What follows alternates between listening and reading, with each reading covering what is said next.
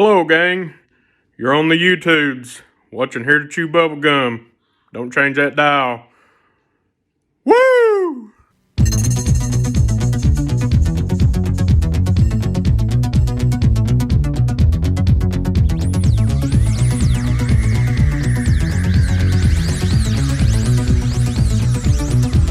I have come here to chew bubblegum.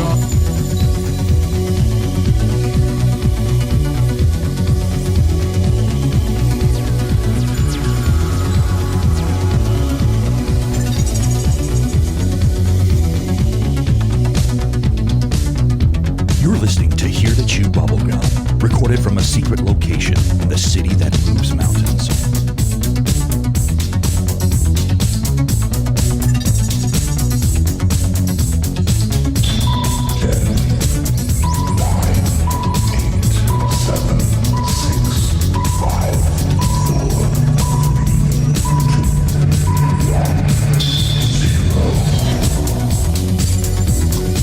Greetings. I have come here to chew bubblegum and kick ass, and I'm all out of bubblegum, baby. What's up, flockers? Morning. How's everybody doing? And that is our very special guest, Auron, also known as the Wicked Wolf. Welcome to Here to Chew Bubblegum once again. This is episode 62, which is our Antarctica special. I've looked forward to this. We've had a lot of listeners reach out to me that's also looked forward to this. We are going to have a blast. Auron, or do you want me to call you Auron or Wicked Wolf? You can just call me Wolf. Okay. Wolf, it is a pleasure to have you here. Thank you very much for being here. If you're not familiar with who Wolf is, please give our listeners your TikTok handle because he has some great content on his TikTok page. My TikTok handle is the original Wicked Wolf.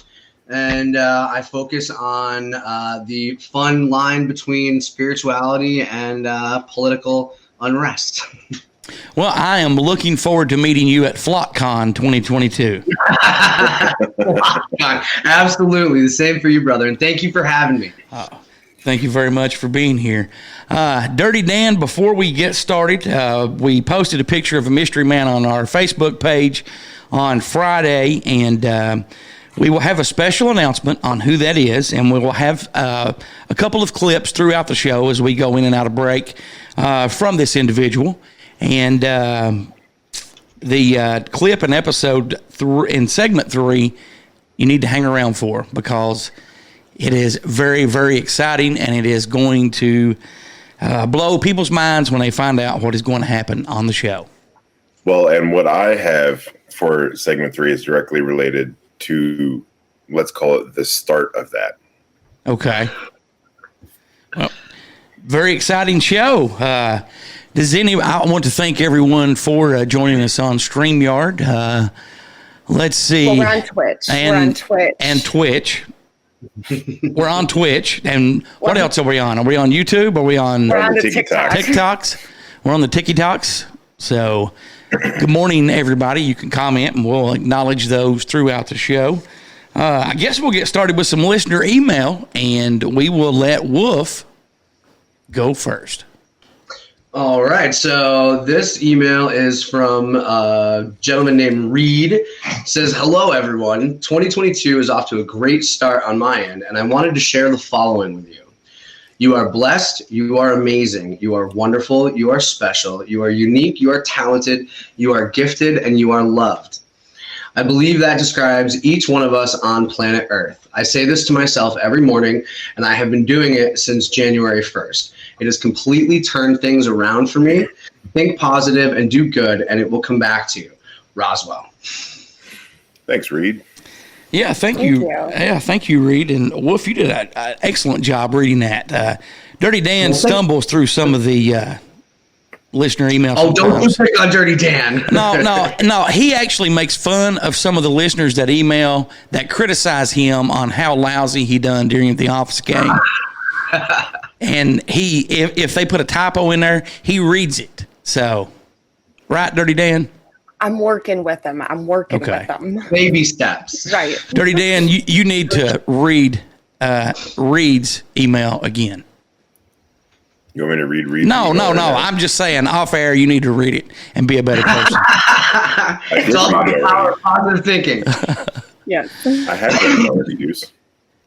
To address the email though, I totally agree. I love this email, and this is actually Wolf and I have been speaking about this quite frequently, actually. And it's hard to undo the programming, but being very conscious about the words that you speak and the intention behind what you speak and how powerful our words are. So I really love this email. Thank you very much. Yeah, Reed does a great job. He's been yeah, he's a frequent emailer. Yes, he is. I always look forward to reading his emails.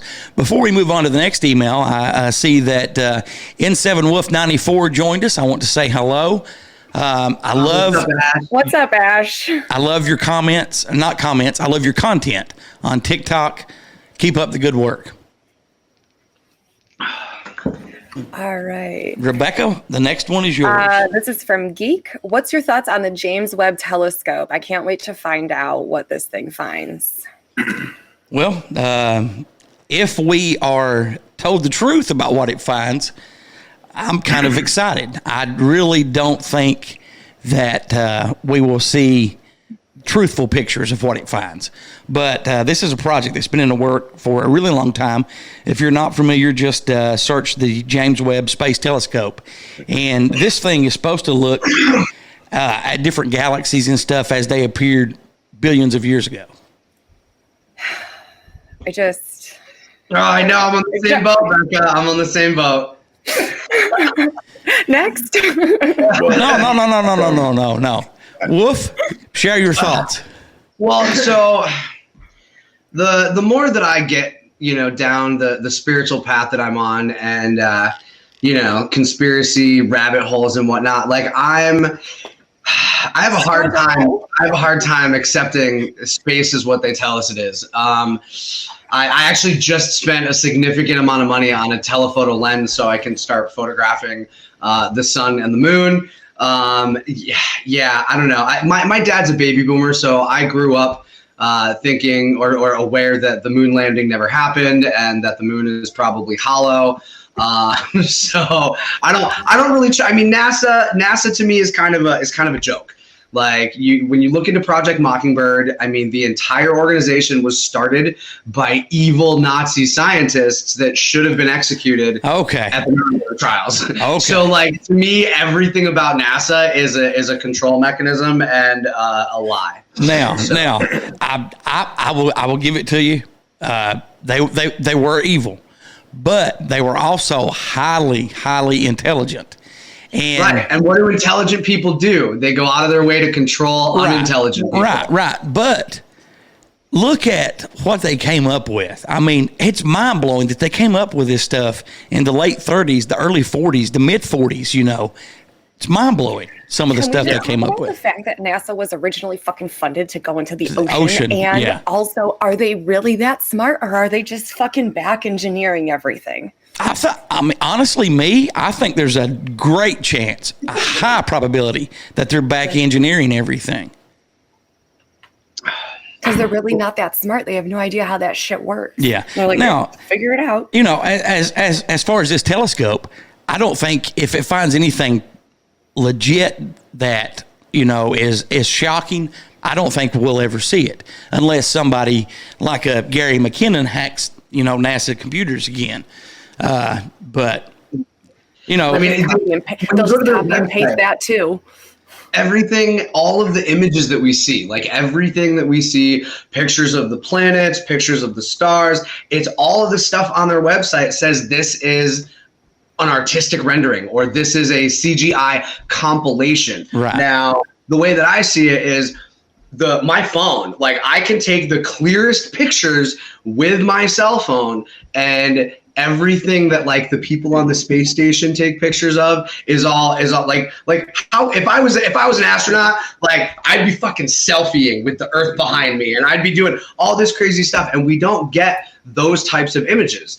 Every image that we get is 100% a compilation. And as somebody who, went to art school for photography and like studied digital art, like all of these things anybody could do. Like my niece could probably make a better image of Jupiter than the last one that came back from a telescope. You know what I mean? So yeah, I'm very distrusting of NASA. Right.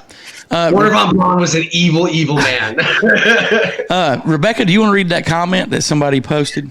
Yeah, we got a comment in that said, "What would NASA do to have to prove that it's real?" What would NASA have to do to prove that it's real? You know what I would, so like let's take for example the recent launches, right? Like the Bezos space launch, like those, if you notice all the things that they show us, they're all very limited views. They're all very like, you want me to believe that we're going into space? Cool. Put a bunch of cameras in, like on the fucking ships. Like I don't want to see the rocket go up and arch, and go out of sight. I want to see firsthand view. Like give me shots from the window of the cockpit as you're leaving the atmosphere. How about you take me? Well, you can't put that on the Bezos rocket. He didn't.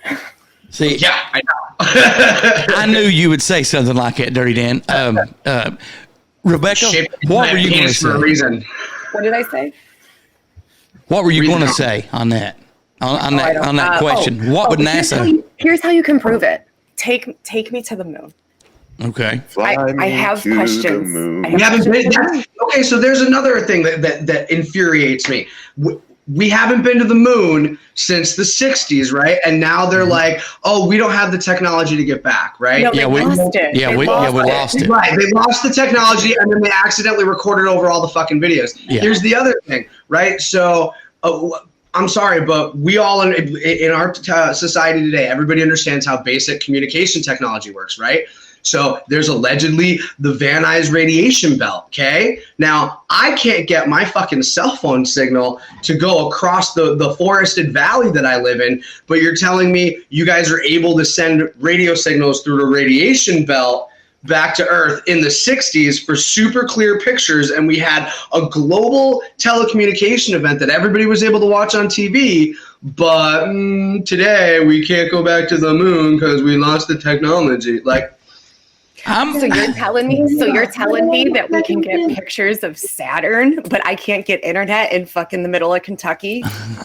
Bullshit. Welcome to the club. To answer that question, what would NASA have to do to prove to you that it's real? For me, go back to the beginning. Go back to Roswell. The ocean. Well, definitely, but go back to Roswell. Let us know from that point, or even earlier, if they have knowledge of what the Nazis found in the Dark Forest incident. Start from there. Let us know what they found. That would make me lean towards kind of believing them. So. Mm-hmm. Sorry, that was my friend Shannon. She was creeping in to say hi. Oh. If we understand that the moon controls water, right? If we understand the moon controls tides, and we're made of salt water, how the fuck could we even get close to the moon? Right? Because if we went down in the ocean, right, the further you go down, you actually implode because of the pressure.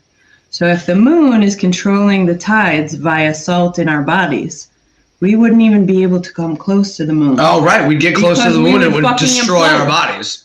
Well, I'm going to be honest. I have a hard time believing that we went to the moon with. I don't believe we did. But if this is public knowledge that the moon controls the tides. Oh yeah, yeah. That it controls salt water. That it's so fucking powerful in the sky that it pulls the ocean one way or the other.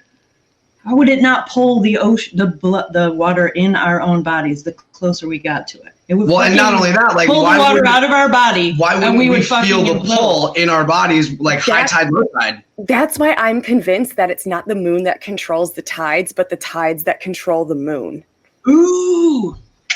I think the moon is fixed in the firmament. I said what I said. That's a very good point. I'm going to be honest, too. You go back and look at what we supposedly traveled to the moon in. I have a hard time believing that we made that trip with cardboard and trash bags. So, and aluminum foil. I just think we had a hard time making that.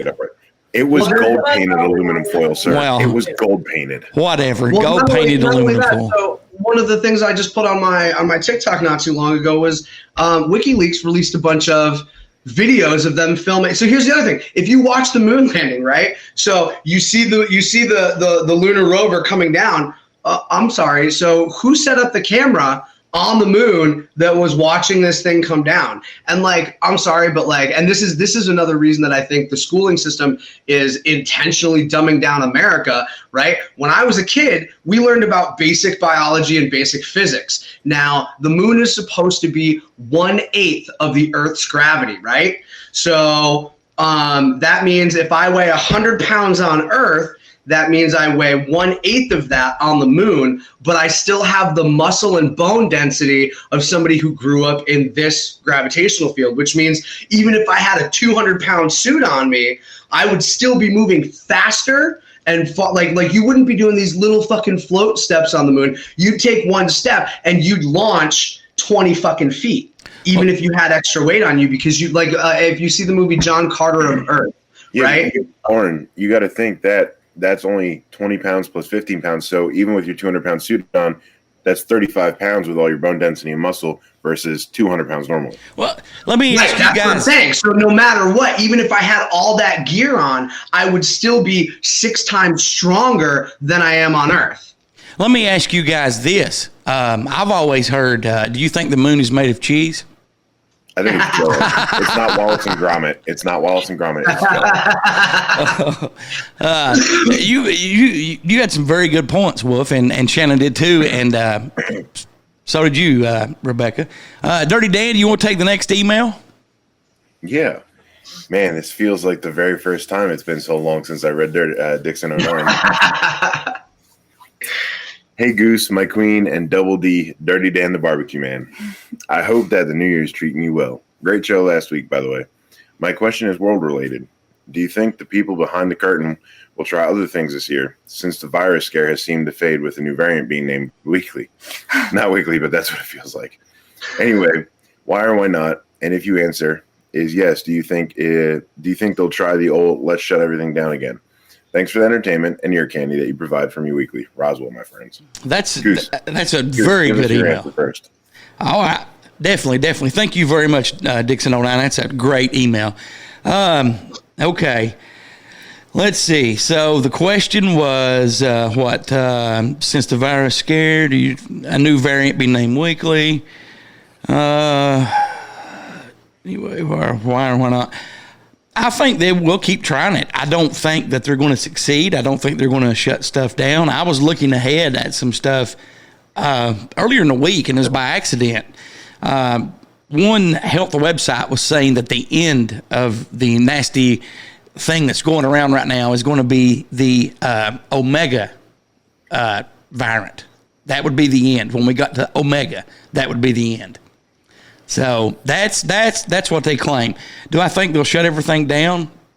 I think they may try in some point. I think there's enough people that got pissed and woke up last time and realized we're not going for this. So, and it's the same old thing, you know. And we were talking before we started recording. Even the common cold now, they've changed the name. You know, the rhinovirus. So, why do you keep doing this? Who knows? Rebecca, what's your thoughts? They haven't gotten the results they wanted, Goose. That's why. Yeah, it's such a pumpernickel bullshit mess with the Biden bolognese sauce. I can't. It doesn't exist in my reality. I don't participate in the fuckery. Like, if we just ignore the power that these people think that they have over us because we are our own fucking free will human beings that can do whatever the fuck we want, like, it's just like teenagers, right? If you ignore the punishment, right? If your parents ground you and you're like, fuck it, whatever, I'm leaving, they have no power. Like, we just need to stop acknowledging the fact that they can tell us what to do, because in actuality, they can't. I'm now up to 2, by the way, Goose. 2, okay. 2 trailers full of Biden bolognese sauce that I just haven't been able to fix them. Well, sometimes if you ignore stuff, that's the wrong thing to do. And I'm playing devil's advocate here. I'm not saying that I disagree with you. I don't. But sometimes if you ignore stuff, that makes it worse. It kind of creates a snowball effect where it gets bigger and bigger and bigger. Sometimes you have to face the problem head on. It energy. We need to stop feeding it definitely, energy. Definitely. Even the energy talking about it not existing is still fucking reverse manifesting that shit. That's why it doesn't exist in my reality anymore. Like it's been 2 years. Okay, it's been 2 years. Let's face it. The people that haven't gotten it aren't going to get it. All right. If this was so deadly, right? I haven't worn a mask this entire fucking time. I don't believe in it. They don't work. I should be dead. By that logic, I should be fucking dead. Guess what? I'm still kicking. You know what I mean? Like it's over. You lost. Get over it. I would agree with Becca a little bit about it. I mean, so what you said about ignoring it, Goose, like I think the reason that we're at the point that we're at is because too many people ignored it and just went along with what they were told. Right? Like at the end of the day, this ties into what I was saying about, the moon and physics. Like I was probably one of the last generations to get a proper biology education in public school. And that's the shit that pisses me off. People talk about, oh, the virus can jump 6 feet. No, it can't. A virus is dead material. And the only way that dead material can affect your cells is if you have direct contact. That's why when somebody you work with gets the stomach flu, you're not going to get the stomach flu unless they touch their mouth, they touch something, then you touch that thing, and then you touch your mouth. Like HIV is a virus. You can only get it from direct blood or sexual contact, right? So you're telling me that all what they did was they said there's this virus and it's going to jump 6 feet. And all these people who are too stupid only front back, not side to side. Right. And it doesn't get you when you're sitting at a fucking restaurant table. Like this is all, it's a program, right? Like you can now go onto the CDC website and the minute that they brought the quarantine from 10 days to 5 days, and then there's statements on the CDC website saying that they had to lower the day because they knew the people wouldn't go with lockdowns anymore, right? Like that to me, there's nothing about this that is not a control mechanism. Like period. Like my city just reinstated a mask mandate. I haven't worn a mask since May, and I go into the grocery store, I go into the stores, I go into Walmart. Nobody says anything to me, and this is again, it's a stupidity thing because people don't know their rights. Anybody who's out there who's like, I had to take the jab for my job. No, you didn't. You had to get a new job, and you made the wrong choice. And now you have poison in your body, destroying your immune system, and you're going to get cancer and die. I will say, and Dirty Dan, I see you have your hand raised up. I will say that, and you were talking about how they lowered the quarantine from 10 days to 5 days, and then if a place is understaffed, and they specifically said the medical field, and you have it and it's less than 5 days, you can go in and work as long as you use the proper, just like we used to with the common cold. Exactly. Like, how many times have you been to work sick? Every time I've ever been sick in my entire life, did I go to fucking work because that's, it's the American way. Like you have to fucking work. You have to slave. You have to do all this shit. And if you're sick and you stay home, 80% of the jobs I've had, that's on you. Most jobs don't even have sick time, right? Right. So, Dirty Dan, what were you going to say?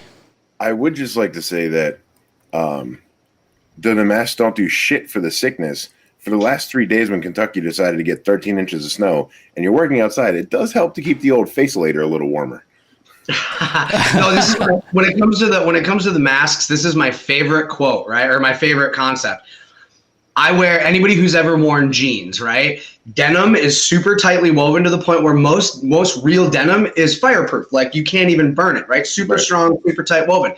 If a pair of good Levi's can't keep the smell of a fart close to your ass, what makes you think that a paper mask is going to prevent microns of viral material, which is fractions smaller than fart smell particles, out of your face? Well, remember, that's why Fauci said you have to wear 3 masks to be 90% covered. Yeah. Except the other day on CNN when he straight up said masks are pretty much a face decoration. Well, I wanted to make this comment. I want to ask you all, because we were talking about that, and this will end on a lighter note before we move on to the next email. Does anybody remember the song Down with the Sickness? Yes. Yes. Okay. Do you remember, and I've always wondered why they kept this in, when the lead singer's mom came in the studio and started beating the shit out of him? Wait, what? Yeah, the lead singer's mom, David Drainham. yes, came in the studio and started beating the shit out of him during that song, Down with the Sickness. Interesting.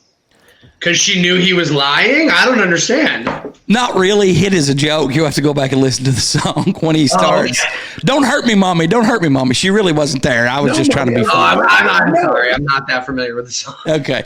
Moving on to the next email. Let's see. Jennifer says, hello, everyone.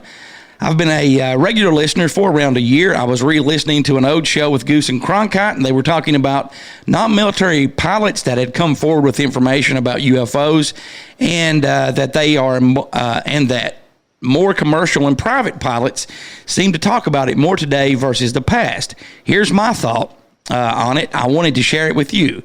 It's surprising to me when a pilot wants to remain anonymous.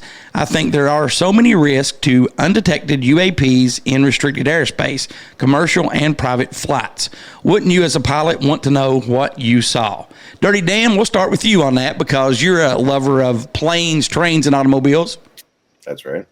90% of commercial pilots are retired military, especially the ones for FedEx and UPS. They look for ex-military pilots for the simple fact of their flight training, and because they're flying so heavy and suffer the most in-flight emergencies, they have the best chances, quote unquote, of handling it and making it out.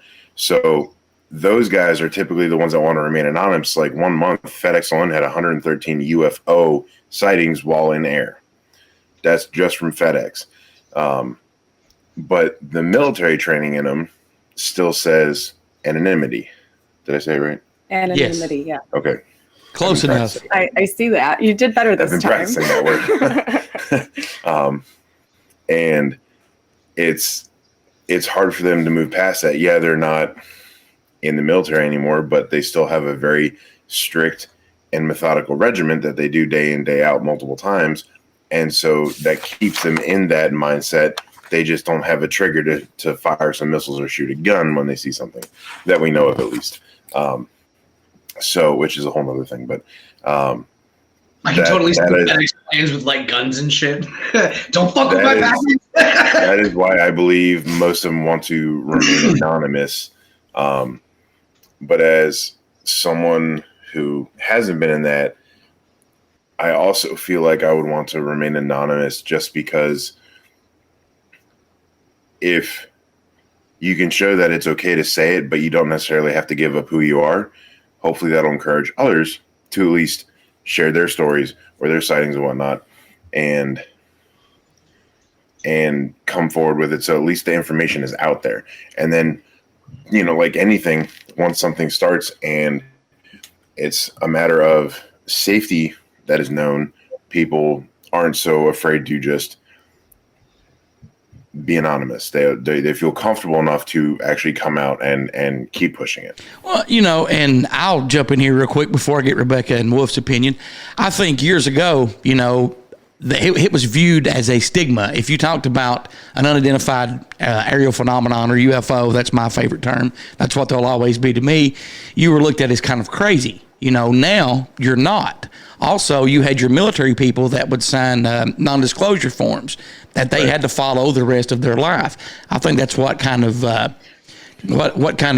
restricted them from coming forward. But I think that it's still going to take a while before people don't wish to remain anonymous. Just like I said, from 1 month alone, 113 sightings. So, yeah, people don't realize there are thousands upon thousands of FedEx planes and UPS planes. But if 1 month alone, and maybe someone has multiple sightings on a flight or a flight path they take, they've seen it this many times that quick, maybe they're just making it up. Now, I did have this buddy that used to work for FedEx, and he was on a plane once, and it actually crashed.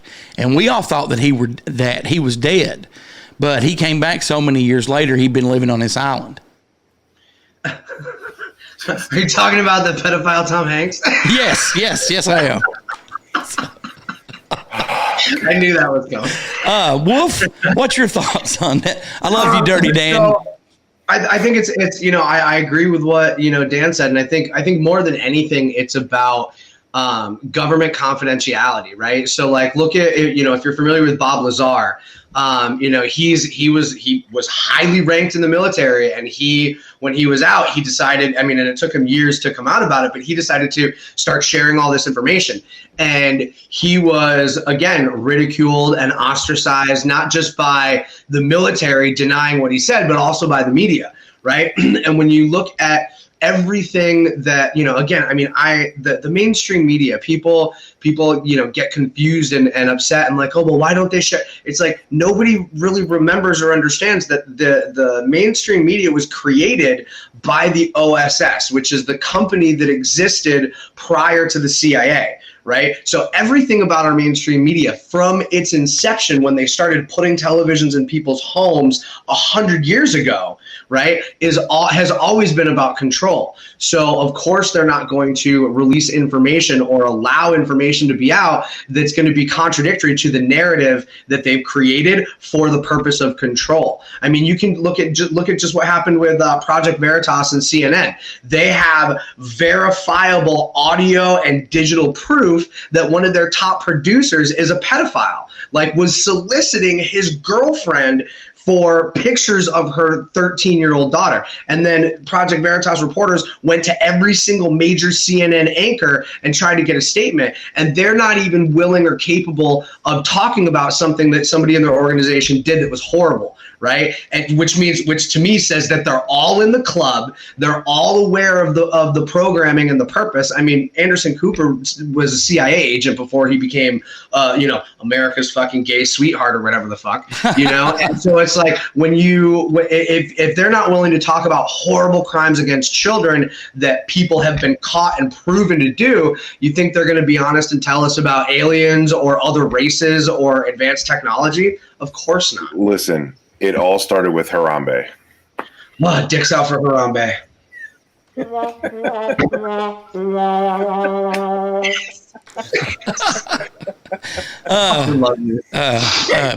Rebecca, did you want to comment on that, or did you guys want to read your last two emails? Okay. No, it's fine. Okay. UFOs. Yeah. Why more private pilots come forward versus military? Yeah, that right there is what we're talking about.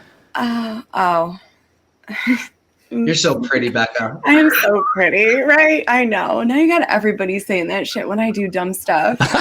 Hey, I did not say it yesterday when you emailed me. I emailed Goose the link, and I was like, I don't know if here's the link for tomorrow, right, for this. And I was like, I don't know if you have Auron's email, so let me know. Well, I forgot the email that I sent to Goose, and he was like, I think I already got it. And I'm like, no, Goose, it's a different link. Like, it's a different link every time. And he was like, no, the email. And I'm like, oh, got it. Never mind. But I didn't have it, so. No, you didn't. So I did it anyway. It's fine. I feel so pretty. Anybody kept in, like, I don't know, like if you're told not to talk about something, it's probably because there's a bigger reason for it. Exactly. And I just feel, I agree with what Auron said. I agree with, what you said. And as far as UFOs, and satellites, like, that's where I was going with this, is I just have a completely different theory on that. Like going back to not trusting space, right? Because it's outer space, not upper space. Okay, so there's that element. And then also, if we've never broken through the firmament or the outer energetic barrier or the dome or whatever the fuck it is that you want to call it, because I feel that it's all the same. It's just different names, like God, right? It's Jesus. It's all the same. It's just called something different. So if we've never been outside of that, right, then those satellites that you see aren't actually our satellites that we've put into orbit. I think that they've lied to us about that, and they've told us that they've done that so that we don't question it any further. But I truly believe that it's other fucking beings and civilizations traveling through different portals going, yeah, no, fuck that Earth. So, I mean, let me make this comment real quick, and then Wolf, you can speak, and then you guys can read your two emails you've got there. When you go back, and I mentioned Gary McKinnon earlier, when he hacked the NASA computers in 2002, it was like, it was 6 or 8 months after September 11th. he saw a list of human pilots that were certified to fly extraterrestrial government-made crafts. 12 of them.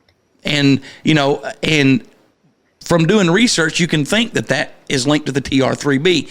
That right there just blows my mind. I mean, that says, hey, we need to look at this just a little bit closer because, number one, we're not told everything that NASA and the government knows. But number two, if this was not real, why would they have this in their computers and top secret files that he cracked? I mean, makes no sense to me. Wolf? Yeah. So there was this interesting interview I saw years ago when I first started really getting into all this stuff. I fell down the rabbit hole with the Sphinx in Egypt, right? So there was a geologist named Robert Schoch who was brought in to evaluate the water erosion that was on the Sphinx, right? And so from a scientific standpoint, the Sphinx has these vertical falling engravings on it that was carved by water, right? And the only way that could happen is if if the Sphinx was constantly underwater for thousands of years, right? Like constant, like jungle rain, right? And there was this man who was brought into the same interview. I believe it was with I can't remember his name for the life of me right now. Graham Hancock, his work. And he interviewed, I'm completely wrong. Not Graham Hancock. David Icke. David Icke was close friends with this man named Credo Mutwa. Credo Mutwa was the last knowledge keeper of the Zulu nation. And what the Zulu tribes, the collective tribes used to do is they would take these chosen children and they would send them to all the other tribes, and they would have to learn the language, they would have to learn the cultures. That's how the information of all the tribes of Africa was passed down, right? And Credo Mutwa tells the story of when he was a little boy, how the white man came around and gave measles vaccines to everybody, right? And the women who were in charge of educating the chosen children, they hid all the children and they took alfalfa sprouts and they lit them on fire and they burned their arms because the scar that formed looked identical to the reaction to the measles vaccine. And Credo Mutwa talked about how when I was young, he goes, everybody could see spirits. Everybody could talk and communicate with the plants. Everybody could see what was going on in our skies. Once they got that vaccine, they lost that ability, right? So if our perception, our five senses are all based in frequency and information, then it's not a far leap to believe that they could impede that perception, right? Just like the Truman Show. Like if there's a frequency fence 1,000 feet above us, right, and it's causing a vibrational distortion that impairs our ability to see or hear things above that height, then it's not too far of a jump to think that all of this stuff is not only real, but that at one point it was understood and believed by everybody in the planet. But now we're generations down, and it's like, again, when you talk about people being shamed or people being ostracized because they believe this thing that's crazy. Well, the only reason it's crazy is because we've been told that it's crazy. Right. So, I mean, when you put all that stuff together, it tells me that it doesn't matter whether there's a dome or not. It doesn't matter whether there's outer space or not, because all of that information is being suppressed, and all of that ability to perceive those things we're being poisoned with our food. We're being poisoned with our air. We're being poisoned with our medication. And as a result, I don't have the supreme ability that my body should have if I was in perfect health. And that includes perception of all these different levels of frequency. I think, it goes into everything that we're being poisoned with, that we're being dumbed down with, that we're being, trapped in this ideal cookie cutter of being suppressed and controlled. And I completely agree everything that you said, Auron. I mean, you and I have had these conversations. Like I completely agree with you. And look at like the poison that they're putting in our food and our water. I mean, look at what they used to do to people that were labeled as mentally unstable, right? No, they had a fucking direct connection. They knew what was going on. Look at dementia and Alzheimer's. We think that these people go into another fucking place. No, they have all the fucking answers. Right? Like they understand. They go back to that beginning point of Babel, of the fall of Babylon and like children understanding the universal fucking answers. Yeah, the dementia thing really hits home for me. My grandmother, she had Parkinson's disease, and so for people out there who don't know me, I'm a Reiki master teacher, which is a form of Japanese energy healing. I got into that because when my grandma got first diagnosed, she refused to take any medication. She only allowed Reiki practitioners to work on her, and she had zero progression of the disease. When she couldn't afford the treatments anymore and she had to start taking the medication, she rapidly declined. We ended up having to put her in a home, and my dad went to visit her one day, and she had lost her glasses, and she's sitting there reading the paper, and she's reading the fucking classifieds, which is the tiniest print in the paper, right? So my dad, it was so small he couldn't even read it with his glasses. He goes and gets the nurse, and he goes, Mom, read to the nurse what you're reading in the paper. And my grandma, who was having like a dementia episode, she had lost her glasses, didn't know she ever needed them. She's at 89 years old, she's reading this fine print perfectly. And she was able to continue reading the paper for like 2 days. And then when they found her glasses and they gave them to her, she remembered that she needed glasses and she couldn't read anymore. Right. Wow. So now that ties into the whole, the placebo effect and the fact that, the mind is a super powerful thing. That's why you can hypnotize people to think that they're cold, or people can remote view and go into their mind and see other places because everything's connected by energy. So at the end of the day, it's like, the dementia, the schizophrenia, they're just outside the control spectrum, which is why we locked them up, which is why we medicate them, which is why we, back when we had, mental hospitals, they used to do horrible experiments on these people. Oh, but anything in the name of medical science is allowed. Right, exactly. Gain of function. Do you want to go ahead and read your emails that you've got there? Oh, me? Yes. Yes. I have been getting some very interesting emails from a flocker, and says, "Hey, Rebecca, Firewater here. I found out earlier this week from snooping around the R&D department that we are designing and building the sump pumps, oil and hydraulic tanks, and pumps for this ship." Now, the kicker is when you look it up online, it says that the ship is from back in 1959 at location, and he gives coordinates, which is United. How do you say that? United Arab Emirates. Thank you. Now, I know this isn't correct. I believe it was just what they want the public to think because I have pulled the invoices and the blueprints to the pumps and tanks, and it's all going to a place in Antarctica. That's all. Wow. That's all it shows. The complete address is blacked out, and online it says that the company is doing a refurbishment for the vessel. When I pulled up the account links, there is a government code showing that is being done for a government job. There are commercial company codes and a code for the government. We also build aerospace products for Yabaro, Shanghai, etc. But these have our government code because it goes to our government and then they sell it to those customers. Like I said, though, when I started asking questions about the Antarctic Dream Ship, I got shut down quick. I'll keep digging, though. The only reason why I can think for them to be using the aerospace facility is because our CNC machines shop technology. When I find out more, I'll let you know. And I'm not going to say his name or where right. he's from, but he works at a very interesting place and has just been dropping some very interesting information. Yes, he's actually emailed me too, and thank you very much for that email. Yeah, thank you. And Beautifully Calm 8 said, let's see. Wait, before she said that, she said Stranger Things, Indiana story testing people in their minds, and then she said, makes shitness want to go dive into .gov websites. So.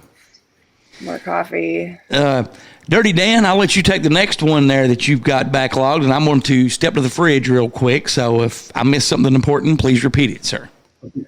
Well, I'll just wait for you because it ties with Drop my headset. TR3B and all that. So he just disappeared. I got it. It's fine. I didn't realize. I'm doing the thing, Boo. She's in control, Dan. She's in control. What's that? You act like I never do this. I'm paying What did I miss? To the TikTok. I'm doing the thing here. You're like, what are you talking to? I'm like, I'm not talking to you. I got tangled up in my headset, so if you heard a boom, that was my headset falling in the floor. No, I took you out, so it was fine. So it says, Dirty Dan, Firewater here. I didn't want to leave you out of the mix, but here's something you might be interested in.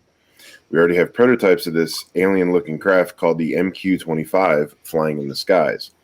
We do the main engine feed hoses and quick disconnects for this craft. Our customer for this one is Boeing. As you can tell, it looked kind of like a UFO.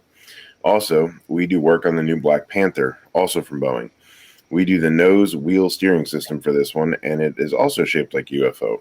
This one has been reported as been seen as the triangle ships in the night sky. The Eurofighter is also a cool one. On the B-21, we do the landing gear fluid system.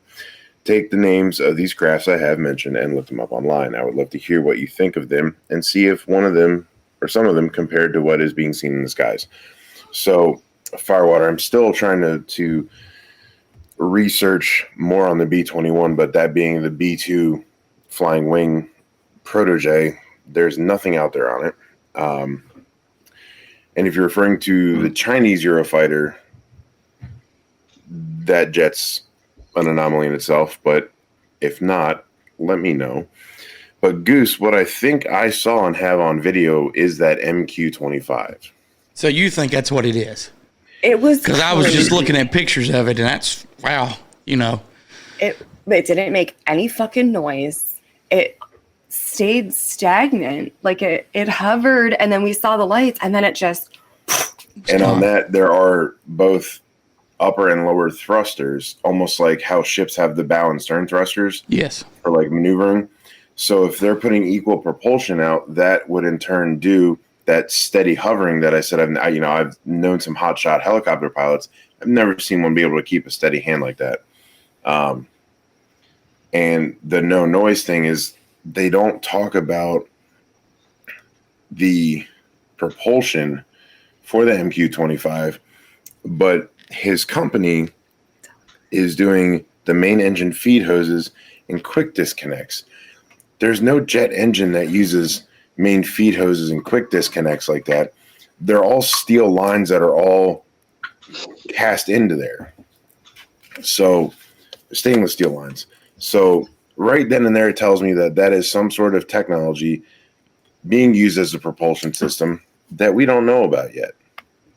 Well, I was reading, and this has been like a month or so ago. They were talking about the TR-3B that's been out since like the late 70s. Really made its appearance even on an Unsolved Mysteries episode in the mid 80s. They're saying that technology is now outdated and they're more advanced now. So. Well, and let's be real. I mean, the common understanding of everybody who goes down any of these rabbit holes is that, it's obvious that what we have access to and what we can see as far as technology is only what they choose to release to us, right? Like if I can type in MQ-25, and it pulls up pictures, I'm gonna go ahead and believe that they're at least 4 generations ahead of that technology behind the scenes, right? Yeah. And actually, what Chris or Dan was just saying about the whole propulsion thing ties back into the whole concept of like going into outer space, right? Space is a vacuum. Guess what doesn't happen in a vacuum? Oh, combustion. You can't have fire at the butt of your rocket if you don't have oxygen for it to burn. Well, another physics lesson for you. But with that though, is that they had liquid oxygen tanks and that was part of the fuel. So that's how they do have that, if it is true that they were in space. However, the Webb telescope that was launched had many delays in the launch because of issues with their liquid oxygen. I was like, launched. Well, so that's like you can, even if you have, so think about it, right? We did this experiment when I was in high school in chemistry class, right? When we're learning about pressure and how pressure affects experiments, right? And we did this thing where we got one of those big garbage bags, right? And you'd get into the garbage bag and you'd hold it tight around your neck right here. So you're in this thing. And then on the other end, they would put a vacuum in, right? And that way you could feel what it's like when the actual air is out, so you could feel the real pressure. And it cripples you and makes it so you're unable to move, right? Like it's debilitating. You fall over and you can't go until they release the vacuum. Now, even if they had liquid oxygen as a part of the propulsion system, guess what? That liquid oxygen, as soon as it starts to burn, would be sucked out of the tank. You know what I mean? Like there's even if you opened a tiny little hole to let the liquid oxygen in to burn, the vacuum of space would rip all of that liquid out instantly. Bam. Wow. No, you're wrong. I agree with you. Shannon's in my kitchen going ding, ding, ding. Oh, I want to thank everyone. Is that all the emails that you guys had? Yes. Okay. I want to thank everyone for emailing. You can always call, text, or leave a voicemail that we will play on the show. If you leave it on this show, feel free to say whatever you want to. If you do it for the radio show, keep it clean. That number is 606-373-3396. That's 606-373-3396. Or how can they email Dirty Dan? Well, they can email into us at goose@heretechewbubblegum.com, DirtyDan@heretechewbubblegum.com, Rebecca@heretechewbubblegum.com. You can email into the show, Ned or Elliot @heretechewbubblegum@yahoo.com. Yes, you can. And wow, I mean, this is one of the best email opening segments that we've had. I know, it's been an hour just on email. Yeah, that's the same thing I was thinking. We're over the 50-minute mark. Now, do you guys want to go ahead and go in segment one, or do you want to take a pause? Does anybody need a break, or we just move straight ahead? Let's just go for it. Okay. Because if we try and go, like, if I want a cigarette, but that ain't going to happen because I'm going to have to pass through the tiny psycho barrier. So you're on a good flow. Well, we'll go ahead and we, Wolf, did go you ahead, have... Auron. I was just going to say, before we move on, I've got someone in my TikTok live, a USMC wife, and she says, my husband's uncle has worked for Lockheed Martin, and he always says that the technology that he works on and that they have access to are things that nobody would even believe. Yeah. And so I live in New England. I live in Western Massachusetts, and the city that I live in is Pittsfield, and we have one of the largest GE Lockheed Martin facilities in the country. And we actually, like, we were on the major hit list during the Cold War, and they painted all the domes on the schools in our cities black back then because they were worried that we were a bomb target, because we actually used to, all the computer chips that go into the missiles are built right here. And it's like every once in a while you'll be driving through town and we'll see entire groups of like Arab princes and their entourages like going into, it's like we're doing crazy, insane technological things with people all over the world. And it's like, if people with that kind of money, like people from the Emirates and Dubai, are coming over here and doing work in our little facility right here, I mean, the reality of it is it's all so much more than we could ever even comprehend, I think. Definitely. Well, I can back that up because there's a limo company in Lexington that a prince from Saudi Arabia comes over every year, pays $14 million for 2 weeks, and goes somewhere out in Indiana from Lexington, and it's all armored limos, and they don't stop at stop signs, they don't stop at red lights. The fine of that, the money is for all the fines and everything they incur and the services, and they just go. They go at 100 miles an hour and they just go. I have diplomatic immunity. Well, this is the Antarctica special, and I know that Rebecca is chomping at the bits. We will let her get started in segment one. Rebecca, Antarctica, lay it on us.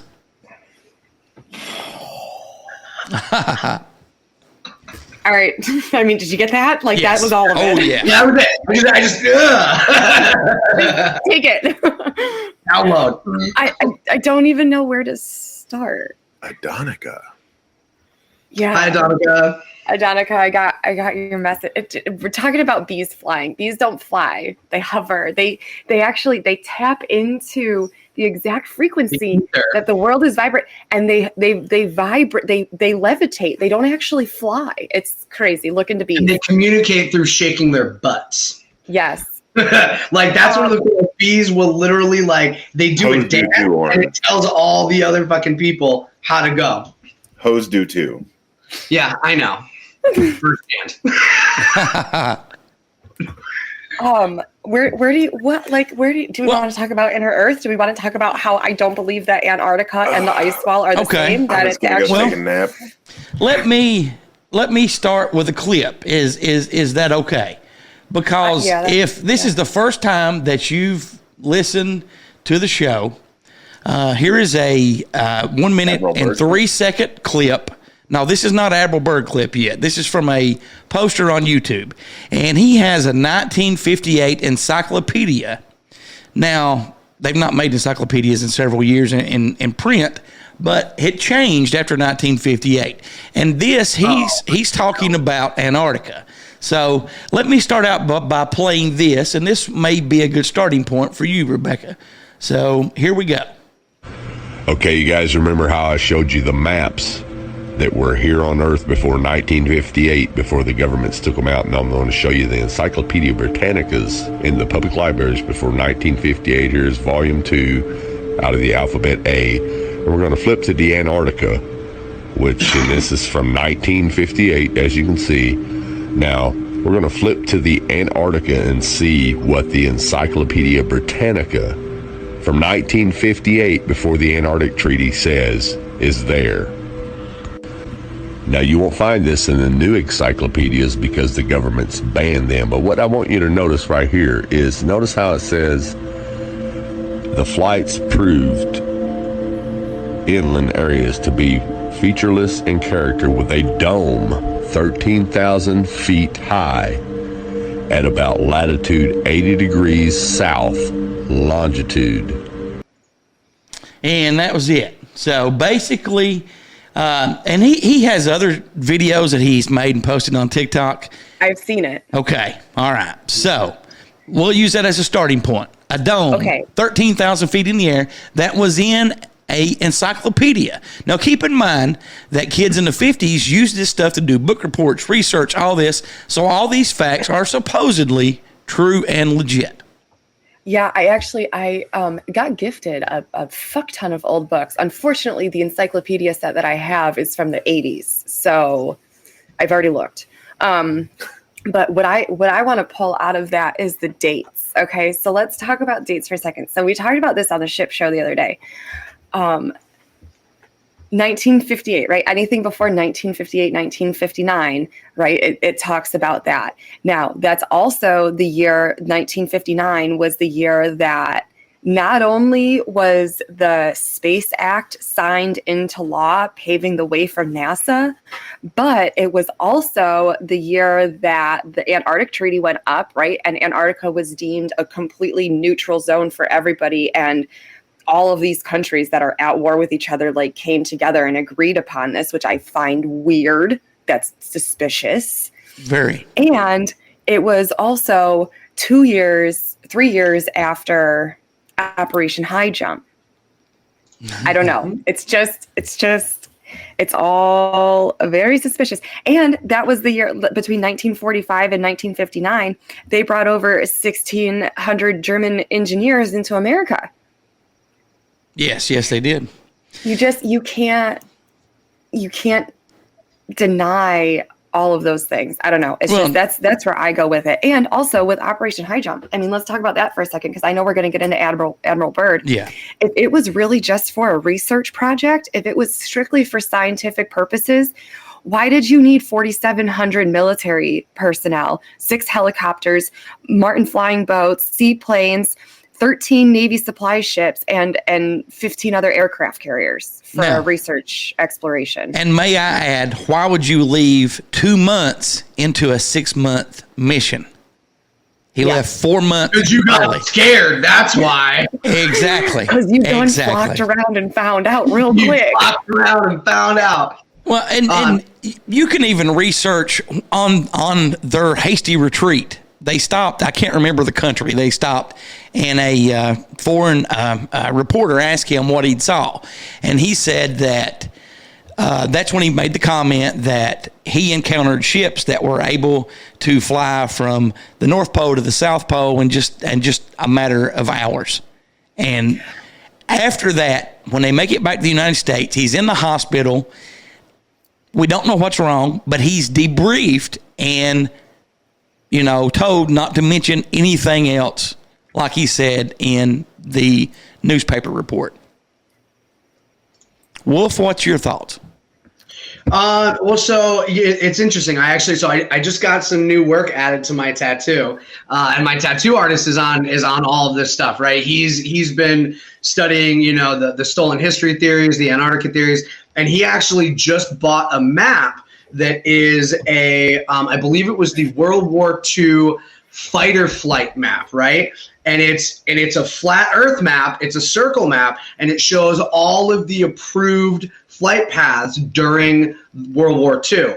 And there's not a single flight path that go like all of the ones from South America, they don't go around the bottom and end up on the other side. They're all trans map lines, right? There's not a single one that goes around the bottom. Like, why would you not fly from the tip of Buenos Aires in South America directly over to Australia? Why would you go up and then over? Why wouldn't you just go whoop, like if it was, a flat Earth? So I think, and the whole issue with how quickly Admiral Byrd was silenced after he was debriefed. Yeah, that map. Yep. Absolutely. Oh, is that? Yeah, Becca, because I just sent it to you. Dude, I'm on it. I got all the things. I know, right? Yeah. So if you look at this map, right, why are all of these flight paths, and now mind you, these are militaristic flight paths approved during war, right? Which means they should be the most efficient flight paths out there because we're at fucking war. Every single one of those lines is a straight line when half of them could, if we were on a globe Earth, would be much more circumvent than those distances. Good point. I think Antarctica holds a lot of mysteries. As Rebecca touched on, in 1959, you had several things happen, and one, the Antarctica Treaty that all the countries signed, the Antarctic Treaty System, which basically forbids people from not necessarily going there, but owning anything there and limiting who can go there and put in procedures in place how to go there. I mean, you can skip, before we skip forward, let's, you guys want to hear one clip from Admiral Byrd talking in a television interview. And I think that the name, Admiral Byrd, and I think that the name of this show was, may have been something, Kaleidoscope Talk or something like that. It was from the 50s. So this is clip number 1, and it's about 52 seconds. So and he's explaining what is behind the ice wall in Antarctica in this first clip. Admiral Byrd, you've been to both the North Pole and the South Pole. Is there any unexplored land left on this Earth that might appeal to adventurous young Americans? Yes, there is. And not up around the North Pole, because it's getting crowded up there now, because they find out it's really usable, not only to live in, but militarily. But strangely enough, there's left in the world today an area as big as the United States that's never been seen by a human being. And that's beyond the pole on the other side of the South Pole from Middle America. And I think it's quite astonishing that there should be an area as big as that unexplored. That's a tremendous So challenge. there's a lot of adventure left down at the bottom of the world. Okay, so Antarctica, as big as the United States, unexplored during that interview. And you can find that interview online. And if you go watch that interview, watch his mannerisms. He does not, he is not lying. I mean, you can tell by his mannerisms. He's just casually telling a story. He does look over to his left at his notes that he has, which is totally normal for television, back then to have a few little notes. But he does not give the impression that he's lying or has anything to hide. And you can research Admiral Byrd, and he was the top ranked from the time he was a young man. His entire military career is impeccable. Exactly. Right? And I would point out, when you listen to that clip, listen to the words that he chooses to use. He says beyond the South Pole of Middle Earth. Right? Yes. So now, Becca, can you pull up the map that was found in Japan? No, the map that shows the rings beyond, the black and white map. So if you look at it, it was the one that was found in Japan, I believe. It was found in a cave, or not Japan, Hawaii. And it shows the flat Earth map, right, which shows all of our continents in the center. And then there's concentric rings of multiple other land masses, right? So when Admiral Byrd refers to when he refers to the map, or when he refers to it being beyond the South Pole of Middle Earth, it implies that it wasn't just like a part of Antarctica. It was an entire landmass that was beyond, I mean, I would assume beyond the wall, right? Beyond the ice wall. And another point that was just brought up, yeah, this one, right? So this is a map that was that was discovered in, I want to say, like 1913 or 1912. So the center portion is all of our continents, and then when you look beyond, if if you can see where South America is, right, on the bottom left of the center. If he was to go beyond that wall, there's other land masses right there, right? Huge other land masses right there at that. So, to me, it's all contrived information. Something else that just came up recently is if you look up the official flag of Antarctica, it also happens to be the exact same symbol as Ethereum. Right. So when we're getting into things like cryptocurrency and the what do you call it? You get into cryptocurrency and you get into all of these weird technological advances that we're having with blockchain and telecommunication. The fact that the official Antarctica flag is the same symbol as the Ethereum logo is ridiculous. I don't know. This one. Yeah, there you go. Right there. That's the logo for Ethereum. And that is the official flag of Antarctica. Now, and that looks like two pyramids, Doesn't it though? It also looked like, so when you get into the whole flat earth concept that everybody's, bubbling around, the consensus that a lot of us who've been working together have come to is that there's two magnetic disks, right? And they're floating on top of each other, right? And the firmament is the toroidal electromagnetic sphere that would be created by two magnetic disks floating on top of each other. And that those two pyramids, to me, that's what that represents, right? So when you get to that point in Antarctica, you go beyond that point, the only place you can go is to the other side of the disk. Now, do you think that our interest in Antarctica and why we rushed there, do you think that, and you mentioned this earlier, do you think the Nazis had a base set up there with technology and so forth that we had never seen? Do you think that's why Admiral Byrd and his fleet were so hasty to leave, or what do you think that they encountered? That is such a loaded question. I could talk for an hour on that. I believe you've got 3 minutes. When you really look into the history of the Nazis and what they were doing and why they were doing it, and I'm not talking about killing all the Jews. I'm talking about the science that they were doing, right, and the technology that they were developing, right? Hitler was a part of a group called the Thule Society, and the Thule Society was very specifically engaged in telepathic communications. They stated that they were in communication with these other beings psychically, and that's where they were getting the information to create all of their technology. And I absolutely think they retreated to South America and Antarctica, but I don't necessarily. Argentina. What? Argentina. Oh, yeah, Argentina. And I don't necessarily think that's why Admiral Byrd turned around, because it was like a combating force of the Nazis. I think the Nazis were getting their information from whatever beings are beyond that space. And it wasn't that they were coming up against the Nazis, it's that they were coming up against an entire race of people. Becca pointed out earlier that the difference between using words like outer space and upper space, it's the same thing when it comes to referring to extraterrestrials, right? If we were worried about beings from outer space, they wouldn't be extraterrestrials, right? Terrestrial means of Earth, right? So they wouldn't be extraterrestrials, they'd be exo aliens or exo, you know what I mean? Like it would be out, so they would use a word that represents outside, but they use extraterrestrials, which means beings of other Earth.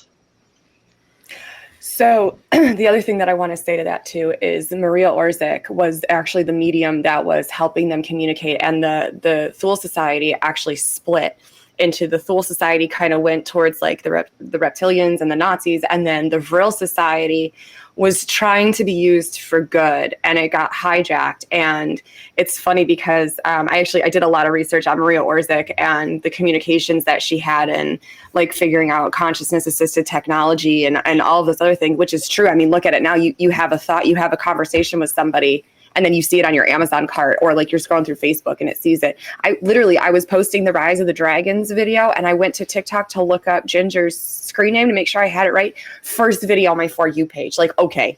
But the final letter that she had written, the very last line was, "We're leaving. Nobody's staying here any longer." And she fucking disappeared. Mm-hmm. Yeah. She said, "Peace out. Like this sucks. Like we're done. You guys ruined it. You did not understand the assignment." Well, let me read a story really quick, and I'm not going to go in depth with this. This is something we'll talk about later on the show. This was an article, I think, in 2018, and I'll probably butcher this guy's name. Diego Avels claims he discovered a piece of metal while working on a construction site. After he examined it, it left him shocked. On the bottom of the item, which was a coin, the numbers 2039 were displayed, suggesting it was for more than 20 years in the future. And just above that, the Rick Sadler Nazi Party symbol can be observed with the two words Nulum Amelum, which translates into New Germany. The flip side of the coin reads all L's in our nation, meaning one nation. Basically, this guy found a Nazi coin.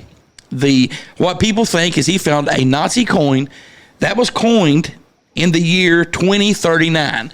And some people, obviously said that was fake. Some people said it is from a different parallel universe, a different reality. Some people claim that it is connected to Antarctica and that they're still hid there today, and they travel, throughout the world secretly. There is how many submarines were there, Dirty Dan, that's unaccounted for from the Nazi? Was there 63? Was that it? Or was it 43? U-boats? Yeah. 51. Yeah, 51. Unaccounted U-boats since the end of World War II. No, there's 47 left. They found 4 of them. 3 of them were buried in a shoreline base that they completely concreted over, but you couldn't get to it except coming under the water. But there's 47 that they never found, never recovered. There's still 47 that they've never found. How do you lose an entire boat? U-boats and submarines. Okay, my point exactly. There's only so much. It's not like it fucking disappeared. Oh, right. Wait. Never mind. You could wait, hold on though. But if we're right about the flat Earth and the discs and shit, then you can go deep enough in the ocean and end up on the other side. Like Pirates of the Caribbean, where he fucking moves the map and it lines up, and then the fucking boat flips over. I know, as above, so below. I know. And just like 30 to the center of the Earth. Well, remember, Auron, he's just going back to his people. There are those instructions that are specifically in German for a U-boat to do something in the Arctic or Antarctic. And we had talked about this when I had first come on the show as just a guest, as a civilian. Yeah, remember those days? And I had found the front half of a keel of a Russian submarine that had been recorded as missing, laying on the Antarctic ice. And my only theory I could come from that is they also tried to do these instructions that are written in German, and because the vessel's a different size, a different mass, it didn't work. Right, because it would have worked in water that had a different molecular density or a different electromagnetic. Because the boat was a different size. Yeah, and it's when people talk about, how it's a theory that the Nazis escaped to South America. No, it's not. There's entire villages in Brazil and Argentina that the people to this day only speak German. And in order for that to happen, you would have to have large populations of a German-speaking people settle in those areas and then stay there for generations. And if you really want to fall down the rabbit hole, you can figure out how Eva von Braun was allegedly Obama is Hitler's great-grandson. It's all you can trace the bloodlines, and there's photographs and pictures, and it all has to do with them escaping to Argentina and then returning to the rest of the world years later. Well, Hitler originally went down to Africa and then crossed over Africa, went down around South America, and came up. Right. I want to make a comment real quick to Capo. If you're on here to fight with people, just get the hell off here. So, shut the fuck up. I don't think he's fighting. We're just having the wrong conversation. Well, you have a right to believe what you want to believe. Wolf has a right to believe what he wants to believe. Everybody has a right to believe what they want to believe. If you're on here, like I said, so. Now, way to go back up. You're not getting attacked. You're not getting attacked. And just so we're clear, this is not a symbol of 666. This is an ancient Celtic symbol that represents the unity of the goddess, but that's okay. Yeah, that's why I was like, just do some more research, man, because you're not about it. I'm sorry to interrupt everybody's flow, and if I wrongly accused you, Capo, I'm sorry. I didn't catch all the comments. I just saw some of them, and So we were talking about Antarctica. Do you guys want to talk about 5 more minutes and then take a break? So. That works. 5 more minutes. Becca, go.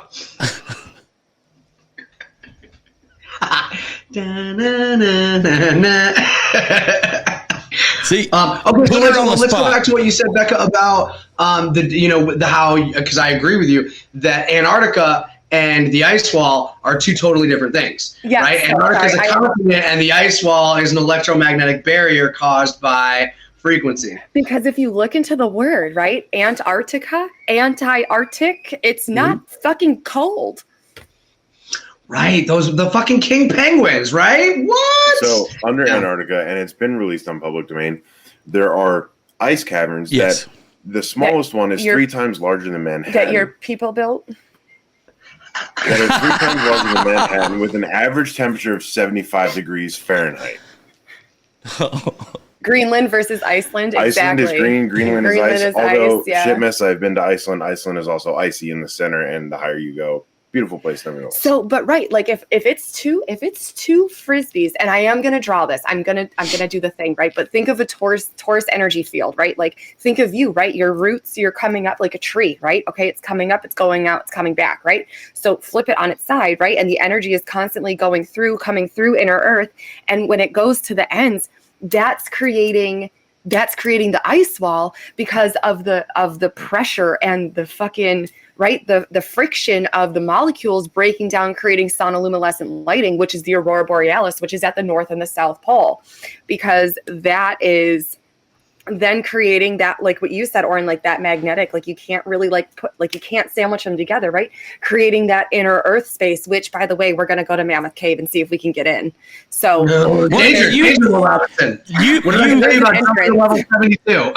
you can definitely get in. Now, if you find secret entrances to Mammoth Cave on private property, that's where I would recommend you try to get in. Well, Goose, good thing we know people in high places. So. There you go. There you go. And I also think that the other thing that I want to say, if you haven't look into the Piri Reis map, because that was drawn on a gazelle hide in 1513, 500 years. Yes, it was traced from an older map.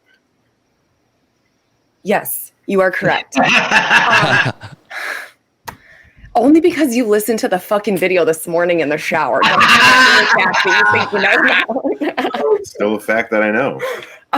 So right, but if that was traced on a gazelle hide in 1513, 500 years before 200 years before Antarctica was even fucking discovered, and then it was drawn in such a way of how Antarctica looked 6,000 years before the ice caps even formed. I mean. Yeah, no, I mean, absolutely. That's one of the, we allegedly didn't know what Antarctica looked like until we launched satellites in the 80s and looked through the ice with radar. but we've got maps that date back hundreds of years. So, I mean, at some point, you know, another big thing that people don't take into consideration with all this map stuff, right, is that the maps that we grew up learning our entire lives are completely fucking wrong. Right? Like if you can go onto Google and you can search the square miles of every continent, right?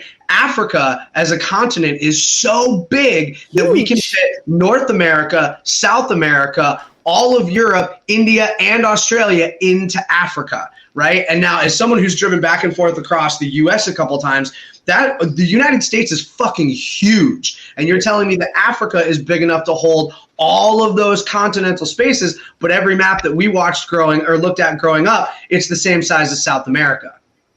You know, so everything is a lie. Well, guys, go ahead, Dirty Dan.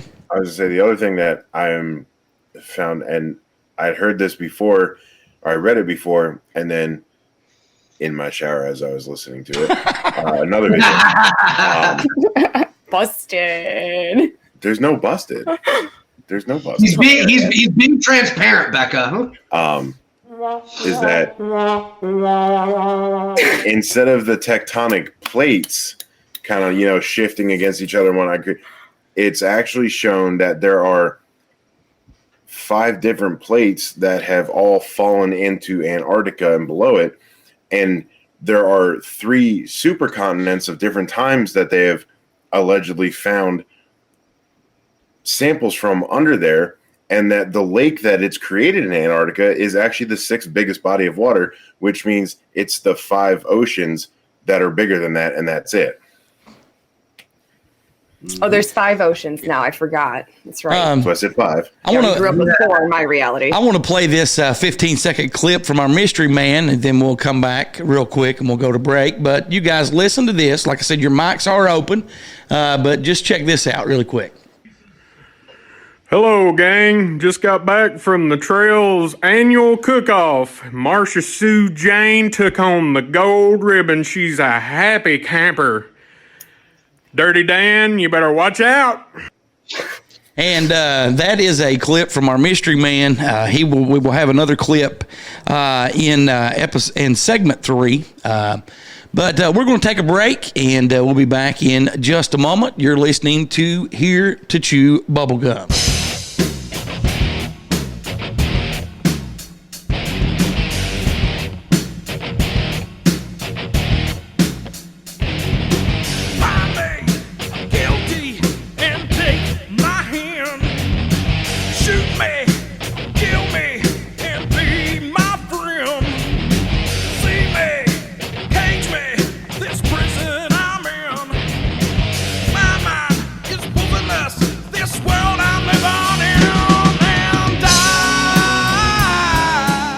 Everybody, it's John the Bod, aka the Bod Father.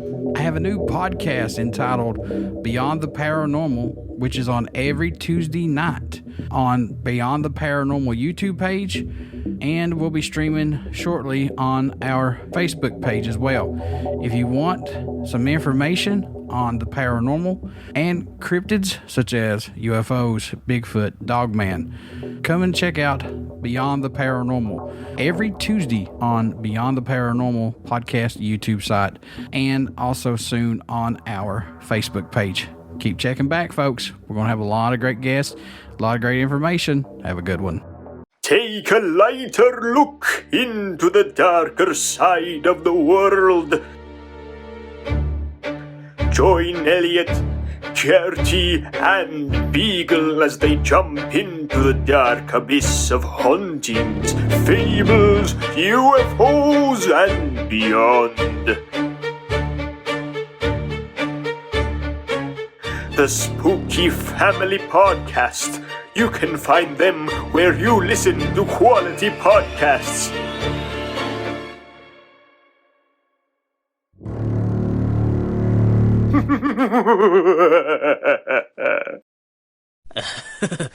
Goose and Dirty Dan. Give the guys a break. They're not that bright.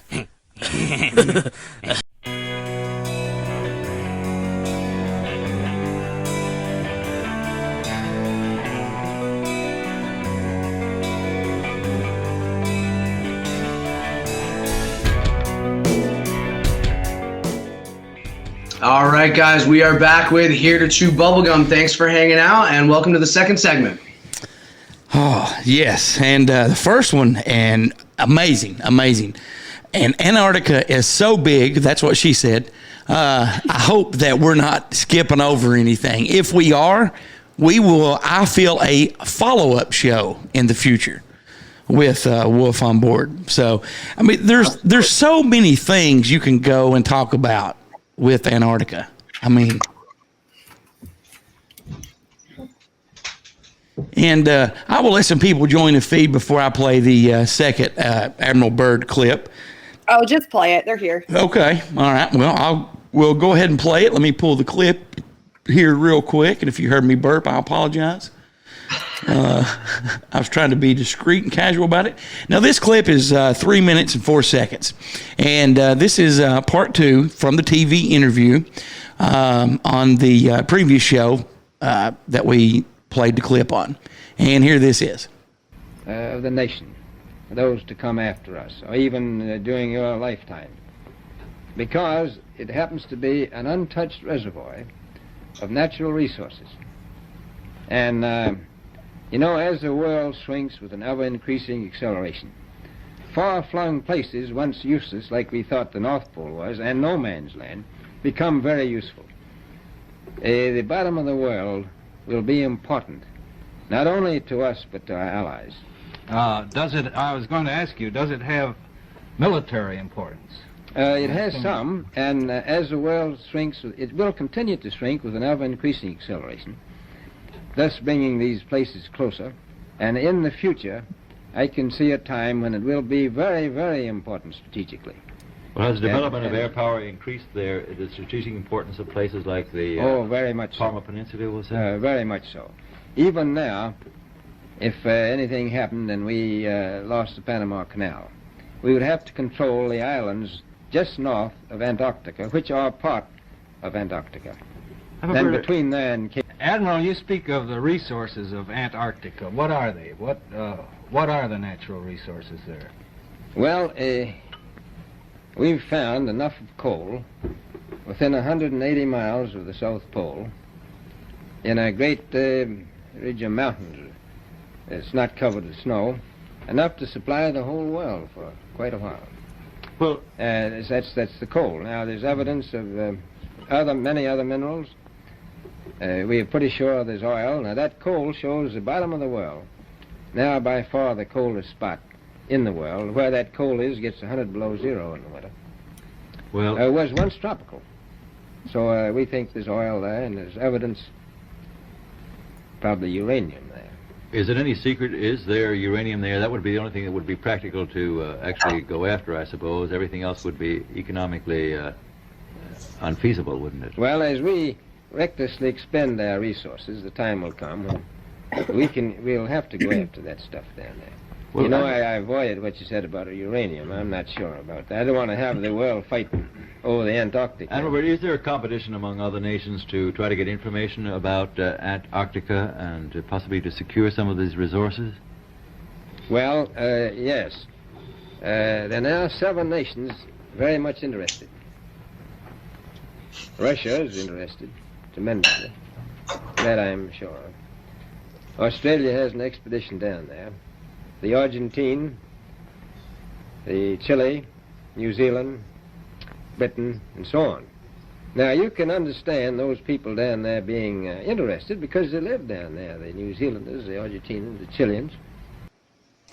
And that was it. What I found fascinating about that clip is that he mentioned the resources, you know, coal, oil, and uranium.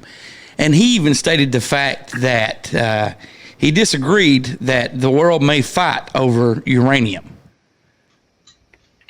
What's your guys' take on that? I think instead of the world fighting over the uranium, that's why we all converged on it. Why do you have sunglasses on? They're showers.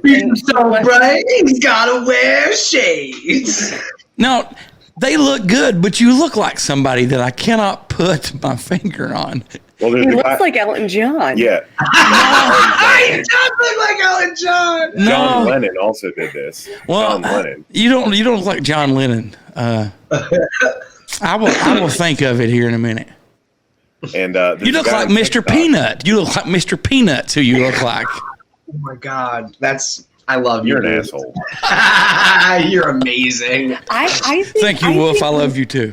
So that was Admiral Byrd, right? Yes. Yeah. So what I found interesting, the one line that spoke out to me, and I actually wrote it on my notes, was the bottom of the world will be important. Yes. Yes. I didn't write that on my notes, but he did say that. I think it was so important.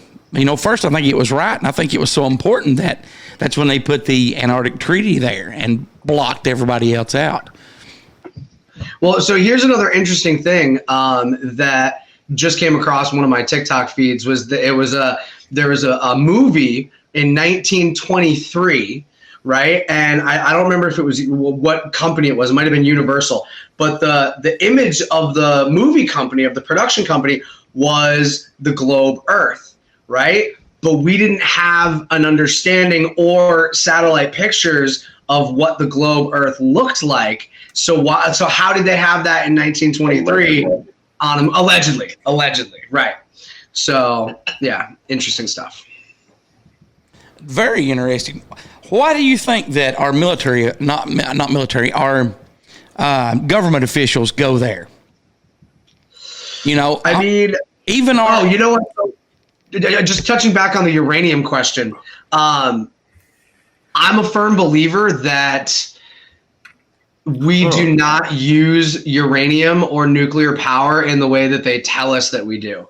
I get really caught up on the Hiroshima and Nagasaki situation, right? So they allegedly dropped the atom bombs, and they caused all of these horrible things and irradiation and whatever. And it was supposed to be 1,000 years before either of those cities would be inhabitable again. And yet Hiroshima and Nagasaki have both been in constant use and redevelopment from those bombs moving forward. Like, I have friends who have been to both Hiroshima and Nagasaki. Now, if we dropped atom bombs and that irradiation does what science tells us it does, then you wouldn't be able to live in Hiroshima and Nagasaki now. But yet there are entire generations of people that have lived there since the bombs, and they don't have horrible mutations. They don't have horrible illness. They're not completely mutated creatures, right? So that to me says that, the way that we use uranium and the way that we use nuclear technology is, again, not what they tell us and teach us. Oh my God, DirtyDan is jumping at the bed. No, I know, because I 100% believe they were hydrogen bombs, because that's what they were. It wasn't an actual nuclear fallout. It had a fission reaction with the hydrogen atom. It was a hydrogen bomb that has the power, magnitude, the devastation of it, but it doesn't have that half-life effect. Right, but they told us and they taught us in school that it was an atomic bomb. That's what I'm saying. And if it was an atomic bomb and the atomic bomb did what they said... They also told us bears hibernated. Now, if you look at the Bikini Atoll, that was an actual nuclear atomic bomb. Those people are still facing the consequences of that. There are many women that have miscarriages. There are many children that are born, if they are born, with birth defects. That whole thing, and then the concrete dome that they have sealed there of the old munitions, that is strictly nuclear. But the Fat Man and Little Boy, which is what those two bombs were called for Hiroshima and Nagasaki, were actual hydrogen bombs, which, in my opinion, are actually deadlier than an actual nuclear warhead, but don't have the half-life because it's such a violent, uncontrollable explosion. Right. Now, and we have somebody post a comment, and why can you tour Chernobyl? Exactly. You can tour part of Chernobyl because of the alleged concrete and lead in the walls that have radiation to a low enough sustainable standpoint that's no more than you putting your face against the microwave door watching a popcorn pop. Right. And Chernobyl was a nuclear reaction that got outside of its containment, right? So that's still a feasible understanding of nuclear technology, right? I don't believe that we ever, I honestly don't believe that we ever split the atom. I think nuclear fission reactions are like nuclear, and a lot of people, one of my friends was just telling me today, she didn't realize we've got over 40, like people don't realize that like half of the electricity in our country, in America, comes from nuclear power. We have over 43 nuclear power plants in the continental United States. And that is a radioactive reaction that's then cooled with water, which creates steam, which turns turbines, right? So all of that is natural. What do you mean? We're talking to basic people. Come on now. Like so the reaction actually heats up the water that creates the steam generator, or the steam that goes into the generator. The cooling towers are literally just to cool that steam down, because it will melt anything it touches if that's not happened. Because it's a fission, not a fusion process. Right. The fission is where the atoms split and jump apart and do this crap all in there and make superheat, the blue light. And I love what Crazy Train just said. She commented that I've had thoughts about lead paint. What if it wasn't a bad thing? I'm on the exact same. They eliminated lead paint because they knew what they were going to be doing with 5G, and lead paint protects us from that type of radiation. Oh, did I just steal your bubble? It's fine. It's fine. You do it all the time. I'm used to it. I'm sorry that I had the same thought as you, Becca. Great minds think alike. It's a compliment. I want to address one of my comments that I got on my TikTok is that Admiral Byrd's cousin owned a Texas school book depository when JFK was shot. Really? Just throwing that out there. Everything's that's the first I've heard of that. I did not know that. I'm going to do some research on that. That is fascinating. Yeah, I wrote that down. Yeah, exactly. What do you wear when you do an X-ray? Like they're behind a lead wall. They're in fucking. I don't think anybody was eating fucking paint chips. They didn't. And if they were, they deserve whatever comes to them. Huh? I said, and if they were, they deserve whatever comes to them. But I mean, think about it. And maybe even if they were eating the lead paint, maybe they're fucking onto something, trying to protect their goddamn bodies. Yeah, I agree. I've swallowed gum before. And you survived? Yes, I did. Yes, I did. I mean, I drank out of the hose. I'm still here. Me too. I ate mud pie as a child. So. I didn't do that. Do you guys remember, like it was 2012, 2013, when and it has something to do with the big void that appeared in Antarctica. NASA said that that was putting out energy and positive. I've done a story on that. Yes, you did. Take over, Dirty Dan, because it's been a while since I've read that for myself. So there are more radio frequency waves coming from Antarctica going up than there are coming in. And everybody thought that it was coming in until a scientist accidentally discovered, because his equipment was getting screwed with, that it's actually 70% of the signals coming out of Antarctica. Now, and we talked about NASA and everybody's thoughts during the email segment. This is a story that I pulled a few months ago. I think this was from livescience.com is where I got this. And it says, NASA just detected a parallel universe where time runs backwards after an experiment in Antarctica. Now, the first part of this was talking about the original 2012-2013 discovery that Dirty Dan was talking about. But they updated this story since then. It says recently, and this was late last year, NASA conducted an experiment on the premise of Antarctica that actually brought back a ton of proof that supports the theory of a parallel universe that, unlike our universe, runs on different layers of physics. To be precise, NASA themselves did confirm this. This is them stating that this parallel universe is unlike anything that we've seen or heard before, and that time itself seems to run backwards. Again, NASA confirmed this idea by conducting a cosmic ray detection experiment in Antarctica, finding a particle that is out of this world, according to them. This is a great day for, and let me flip over, for theorists around the globe with NASA on our side. We can definitely be more confident that there will be more findings to come. And not Eels. What's that? Eels. Okay, so if this parallel universe time runs backwards, right? Eels don't have sex organs and they don't reproduce. They just go into the Bermuda Triangle and then baby eels come out. What if the Bermuda Triangle is a doorway to this parallel universe and the eels swim in there, and since time runs backwards, they just fucking de-age and then come back out as babies? No, because they come back with spawn. It's not that there's like the same amount of them. There's more of them. Now, and you can pull up the big void on Google, on Google, on the Google Images, and you can see this void that they found since 2000. I think it was 2012, wasn't it, DirtyDan?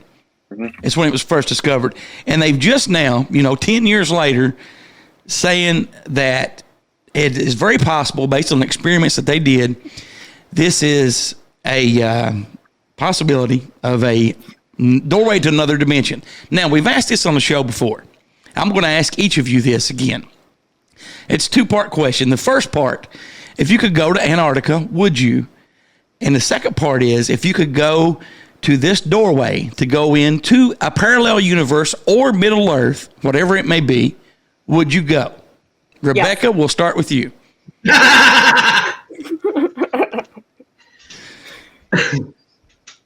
are we leaving? Like, what do I need to pack? Okay. Now, tell us why you would do that. Why would you not? I'll do anything once, twice if I like it. That's a fudge. Okay, so here's.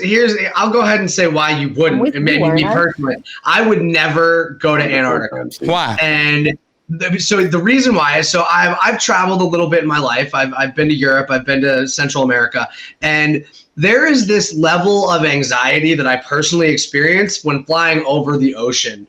5 hours in a plane over nothing but water. But like I have to take a Valium before we even leave the ground. So the idea of going not only all the way down to South America, but then again all the way. No. I'll just have Becca tell me how it is down there.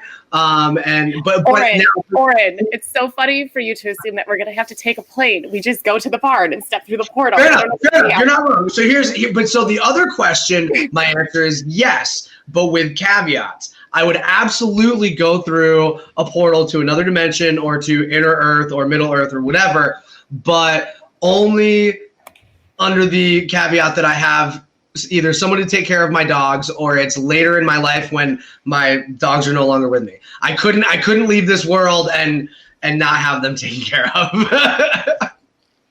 Like, I don't want to go to Middle Earth and then be stuck in Middle Earth forever and then be like, oh, my puppies, right? Like, I'd rather...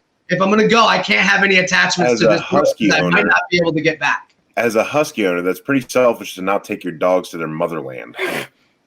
I mean, if I could get them on a plane, I would, but I don't think they'd agree. Bro, just walk them through the portal. You're putting way too much Muggle energy onto this. Okay, fair enough. If the portal appears, we're going. Yes, but I'm not going to Antarctica. Fuck that shit. I would go. First, I hate cold weather and snow, but I know if it's warm there. Right. And what if there is no ice? I think there's ice. Well, hey, here's something else. Wolf is scared of flying over water. What if there's no ocean? What if that's just an illusion? I'm done. Goodbye. I've been in the ocean. I know the ocean's there. I've spent a lot of time in it. I have too. On tour, though. I've just, but I've been on cruises. I would go through a parallel universe. The ocean's there. Oh yes, it is. I was just being into the Bermuda Triangle. I was just being sarcastic. That the stars in the sky are a reflection of what's in the ocean. Yeah. And that's why if you look at Google Earth, right, and you see all the lines on, especially around the Bermuda Triangle, you can actually see the triangle if you look at Google Earth, right? So what if like our chemtrails, okay, is like the bottom of the ocean is the sky to the other realm, and like the chemtrails here are going to be like on the ocean floor of the next realm. I'm also thoroughly convinced, and will die on this hill, that the Bermuda Triangle is the portal to the hyperdimensional hexagon on the North Pole of Saturn, and you can't change my mind. I think we have several portals. 100%. All over the globe. Goose, have you fallen down the stolen history theories yet? Somewhat. Somewhat, yes. Yeah. I'm a firm believer that all of the ley lines and all of the energy lines out there were tappable at one point. And if you notice, all major cities have they have churches, right? And they have sister cities. Like, for example, I live in Pittsfield, Mass. We have a sister city, Bellina, in Italy, and we have a sister city in Poland and all this stuff. And my theory is that the cathedrals and the churches, the reason that everywhere has so many of them is that each one of those churches was an access point to get into those portals and be able to beeline it to everywhere else on the planet. That's why the ancient civilizations, that's why all the tunnels existed, and that's why there's so many similarities from cultures that were very far apart that people could, like science can't really explain why there's language similarities between Native Americans here and, Hindu people in India, right? So these portals once existed, and we all knew how to use them, and the cathedrals were the access points. Now, Beautifully Calm had a comment. What would you pack in your survival bag, Rebecca? Well, if it's my Mary Poppins bag, we're good. Okay. Because I can just dig in there and pull out whatever I need. Dirty Dan, what about you? Yeah, I would definitely bring the physician's encyclopedia carved out waterproof matches. Good one. Really, Goose? It's the office, Goose. It's Dwight. Dirty Dan, what about you? He didn't even get it. He still doesn't get it. He's I got it. No, I got it. I got it. I know. Dirty Dan? Ryan started the fire. I'd probably, I don't know. I'd normally I'd probably just wear a work uniform because I have everything I need to get out of sticky situations on me. So you would wear a work uniform. I would not wear a work uniform. And I get naked and I do another upside down naked snow angel and I'd lay there for a minute. And then I get up and get dressed and head on in. I can't eat. There's internet proof of me doing naked snow angels. We don't want to see that. Nobody wants to see that. Nobody wants to see that. Oh man. So let's see. What am I bringing in my? I would bring a lot of knives. I would have. I'm very, I would bring spears and swords and knives and probably my gun and ration freeze dried ice cream to survive. I don't know. I have no idea. I've never really thought about. Why would you waste space taking rationed freeze dried ice cream when you can make yellow snow cones, bro? You're disgusting. But if you go to Middle Earth, there may not be any snow. If you go to Middle Earth, you're not going to need anything, though. Why are we going with weapons? Why are we going in hostile? Well, you're not going in hostile. You're going in for protection. It's not about weapons, right? It's not about being on the offense. It's about having what you need for defense in the event of an unseen threat. Exactly. Thank you. Yes. And if we're going to Middle Earth, orcs, hello. Fair enough. Fair enough. Have you guys saw any of the TikToks from the one guy that let's see, let's read his comment real quick.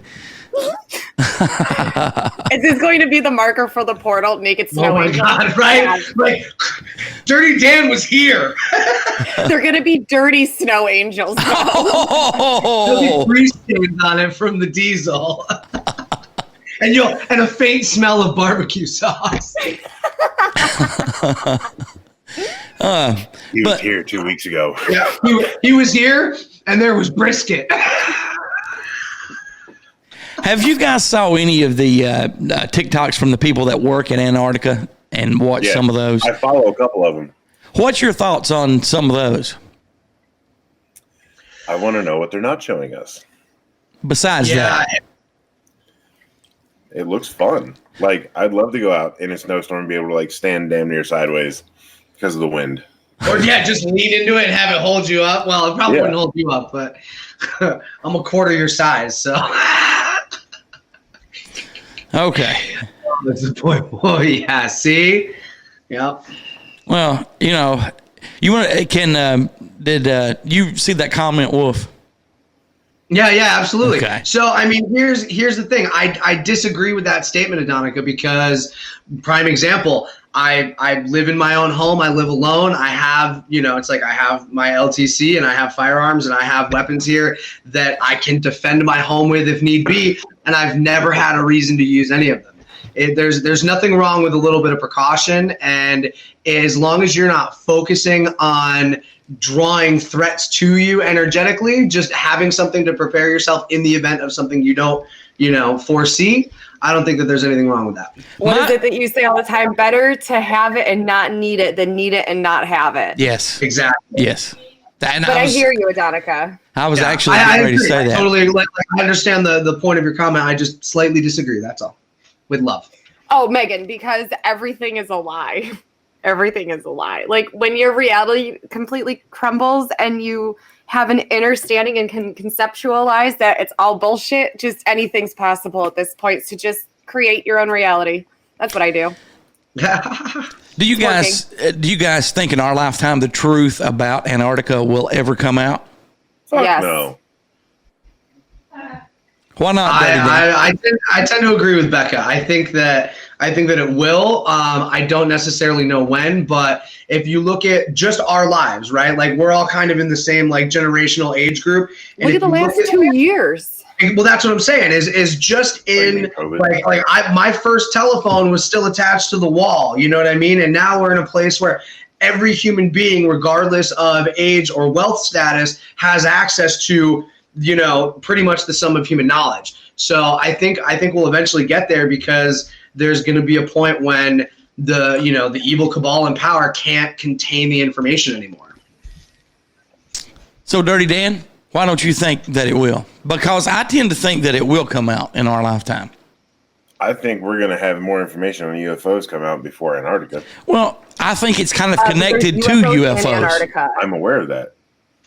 So what did you say, Goose? I said I think it is connected to UFOs, and once the curtain is raised, it will all come clear. I don't see anything specific about Antarctica itself and what goes on there, what is there being released in our lifetime. I just don't. I do find it strange that if you do go to Google Earth, it seems like there's more blurred things on Antarctica that there is anywhere else. And the time jumps, like the 5-year dead space, the 3-year dead space, like where it goes to grid lines because it says this picture has not been updated. Like. Okay. Do you guys think there are pyramids in Antarctica? Yes. Do you think it's mountains? Right. Do you think it's the same type that are in Egypt? Yes. Yes.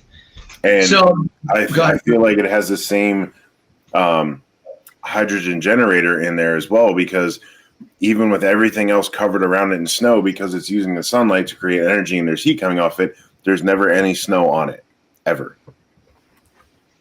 Yeah, so with the whole pyramid in Antarctica thing ties into my belief of the stolen history theory, right? So the pyramids all over the planet are part of the we used to have this worldwide energy grid, right? So a lot of people don't know, but when the government put Einstein up in the forefront, right? When they put all of his theories out there and made it seem like he was one of the greatest scientists of all time.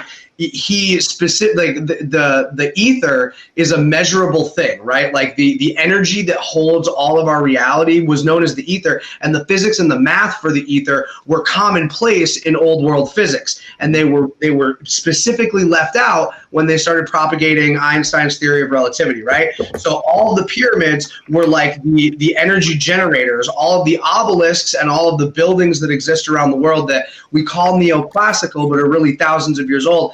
And the churches themselves, that's why they all have copper on the top. That's why they're all made out of quartzite, which is piezoelectric, and red brick, which has iron, which is conductive. Each one of these buildings were drawing in free energy. And the more I look into it, And since I've been home, in a cold place like New England, I'm starting to get to a place where I kind of believe that winter and the effects of winter is not natural. I feel like winter is something that was superimposed on our planet after the worldwide power grid went down, because like there's huge castles where I live, huge like estate mansions, and they're all made out of stone, and they don't have enough. Not only do they not have enough fireplaces to keep the buildings warm, but they didn't have any other form to, like, there's no way they could have survived the winter here 200 years ago. It would have taken all of the trees in the area, and they would have used them all up in a couple of years, and then there'd be no way to heat your buildings or to keep your, you know what I mean? Like it doesn't make sense. And I think that the reason Antarctica is all under ice is connected to that. 100% agree.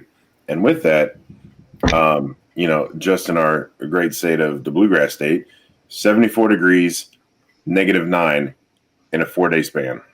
Yeah. Oh, we just call that weather up here. Like we always joke about the seasons in the Berkshires, because we had 4 inches of snow the day after Thanksgiving, and it was 12, 13 degrees, and then it was 55 degrees for a week after that. Like it's the idea that that winter is a stable thing. My entire childhood, every 4 years, we'd have no snow and it would be 50 all winter long. And they're like, oh, it's just the El Nino current. It's like, no, winter is like, I think it's a product of HAARP. I think they're maintaining the weather in such extremes, so as it's just one more layer of population control. So I had this thought last night. HAARP. I had this hating thought. all races of people. I had this thought the other day, and I talked about it briefly on my live last night. Is like, I don't know if like your weather app, right? Like storm chasers, weather predictions, like what if that was all bullshit from the start, and they could predict the weather because they were fucking creating it. And when the weather people are wrong is when Mother Nature fucking has had enough and it's back over. Shannon's going ding, ding, ding. 100% Thanks, Shannon. Love you, girl. But yeah, it's just, I mean, it blow. And I mean, you can, the thing is everywhere you look that's cold, right? When you look at the old buildings, it's not feasible that they heated that shit. Download what? Download. Okay. So in relation to the HAARP thing and all this, how it's just targeted specific areas that are important. What if doing that shit and creating the extremely low ceilings or the blackout visibility, because we had it similar, and then 2 days later saw the thing in the sky. Cover? They're making cover because they're moving or doing something that they don't want us to know about. 100%. Yeah. And think about it, the entire control mechanism, right?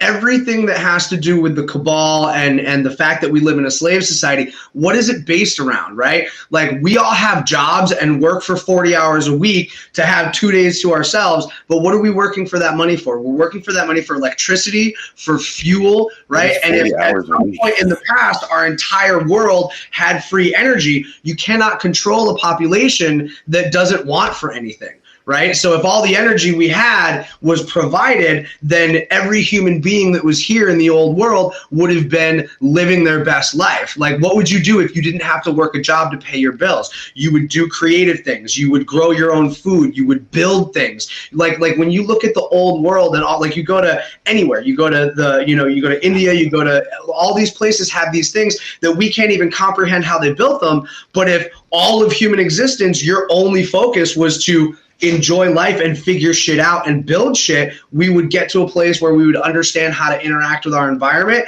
and create these amazing things that today we can't even comprehend. I 100% agree with you. And even look at just like the last couple thousand years, right? Like the 1800s. I mean, people were always, time is irrelevant. Okay. It doesn't exist the way that we want it to. All right. So fuck you. I knew that was coming. I saw her lose it. Good job, DirtyDan. Good job, DirtyDan. Entertaining my comment. Not on me. That's on you. Crazy Train. And you were agreeing with me. Crazy Train Listen, 81 made a good comment. We're not doing group therapy today, all right? This bitching with Bertha is Wednesday night, all right? Listen to me. What was I even talking about? I don't know, but Crazy Train made a good comment. If we knew the truth of how to work with natural energy, we would be unstoppable. Yes, we would. And just research Nikola Tesla. So that stuff is something I recently found all over TikTok too. The information is out there, right? You just have to find it and be like. So there's people on TikTok who, if you take, so we talk about the flat Earth and how it's two magnetic discs, right? If you take a disc magnet that has a hole in the middle and you wrap copper wire all the way around it, right? And you do that with two different magnets and you connect the positive and negative wires of a light bulb, you can create free light forever, right? Because the electromagnetic field of the magnet is what's pulling the energy, and it pulls it into the copper, and then it creates electricity, right? And the other interesting thing about like the buildings and the cathedrals and how they have power, all of the copper that's on all of the cathedrals all over the world has been traced back to one copper mine in Utah, which means whenever those cathedrals were built hundreds of years ago in Europe, people were sailing up the Mississippi, mining that copper and using that copper for all of these buildings. And then the fact that deep in the jungle in fucking Africa, there's a whole like fucking city built the same exact way. We're just gonna like Manaus in Brazil. This is one of the most interesting, for me, proof that there was an old world empire. Manaus is in Brazil, and the only way to get to that city is to drive down a one-lane highway that you can't drive when it rains in the jungle. It's 500 miles, and there are drawings and journal entries from the early 1800s that Manaus had electric streetlights, electric tram cars, and the buildings there are so huge and amazing that it's like, you're telling me horse and buggies drove that shit through the jungle 200 years ago and they had electricity? Go fuck yourself. Like, that mine's name in Utah is Cerro Gordo. Yes, the Cerro Gordo mine. It's the largest copper mine in the world, and most of the copper around the world came from that mine. Most of the copper in the world is still in there. Yeah. They mined less than 3% of that copper. Yeah, and there's a series on YouTube with a guy that actually bought the property, him and a partner, and he's lived there ever since like March of 2019. So. 2018, and one of the guys from a show, Diesel Brothers, Heavy D, has gone up there and helped them, and I've met and know a couple of those guys, so that's how I've been following that. Just to kind of like, first of all, Shitmess, your comment. I mean, yeah. But to kind of tie this all back in, because I was just reading back over my notes, and what I find interesting is going back to the Antarctica Treaty, which was signed the year after Admiral Byrd Operation High Jump, or 3 years after. Every 2 years, this committee would meet, right? Like these group of nations would meet to go over things about Antarctica and different research projects. They met every other year from 1961 to 1993, which is where they started having more frequent meetings, up to twice a year. For 6 weeks at a time. Sounds like my kind of party. Makes you wonder why, and when we before we close things out, if anybody wants to learn more about Antarctica, Wolf, what would you recommend them to look into? But I mean, because there's you can go several ways down several different rabbit holes when it comes to Antarctica. What would you recommend somebody just starting out that has heard the show for the first time about Antarctica? What would you recommend a good starting point for them? I would say the two main points that we talked about today. I would say look into Admiral Byrd. We listen to those clips, but find those videos and watch those interviews. Right. I think it's really important to see, like you said, his posture, his inflection, his eye movement. Like, we have an inherent ability to tell when someone's being dishonest, right? And he is speaking very clearly. I suggest people look into his service record, right? Because a lot of times, like one of the things that frustrates me is when when like with the whole COVID thing, right? People are like, oh, he's not a real doctor. Oh, he's not. And it's like, when you actually look into the credentials, same thing with Bob Lazar, you look at his military credentials, right? And then people dismiss him because he says something that you don't want to hear, or that, cognitive dissonance. It really goes against what you believe reality to be. So I would say Admiral Byrd for number one, and number two, look into the Thule and the Vril Society, and look at the Nazis not from a historical genocide World War II perspective, but look at it from what they were doing scientifically and spiritually. Because I'm a firm believer that magic and science are the same thing. They're just two sides of the same coin, and that was all of the work that the Nazis were doing. I mean, there's videos of them creating hovercrafts. There's videos of them. I mean, people can't comprehend, but you can go on YouTube and find people who create anti-gravity fields. Like, we had mag lift, technology hundreds of years ago. So I think those are the two most important places to start, and then, just follow wherever your interest and intuition leads you from there. Rebecca? Where to start? I mean, the Nazi thing, the Nazi thing started it for me. As far as Antarctica, I would definitely look into the ancient builder race. That's one that I find very interesting. And the back engineering, we actually just did a show. We just did a show on that, on the show. We talked about it. And then just start looking at the dates. And then the other thing is the Perry Reese map. That was kind of one of the things where I was like, wait a minute, hold on. It's not adding up here. And then, of course, the Great Awakening map. I mean, it's all on the Antarctica section. I mean, there's a giant iceberg on the back. Yeah. Yeah. Dirty Dan? My link tree. Her link tree. Okay. Good answer. No, there's also a lot of actual able to be confirmed public free documentaries on YouTube about it.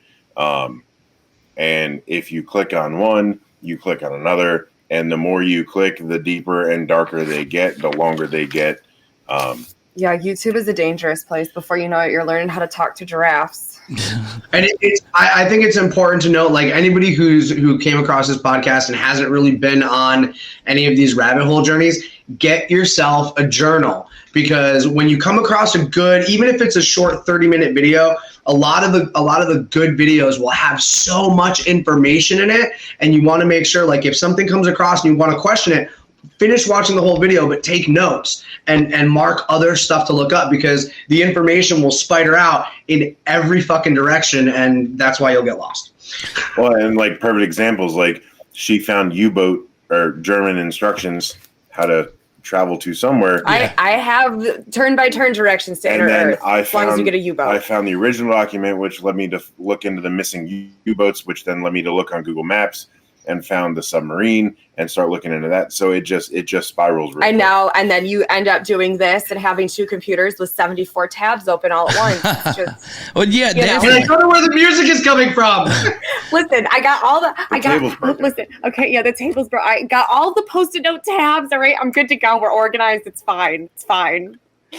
I would, for somebody that's just listening to this or just wanting to learn about Antarctica, start at Operation High Jump, Operation Deep Freeze.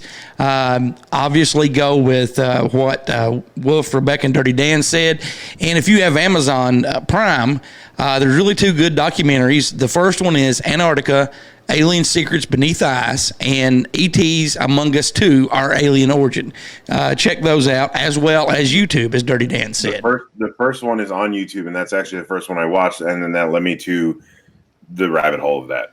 But, keep in mind that when you start research, I mean, like I said, there's so many connections, and it goes so many ways. And it will take you down past that.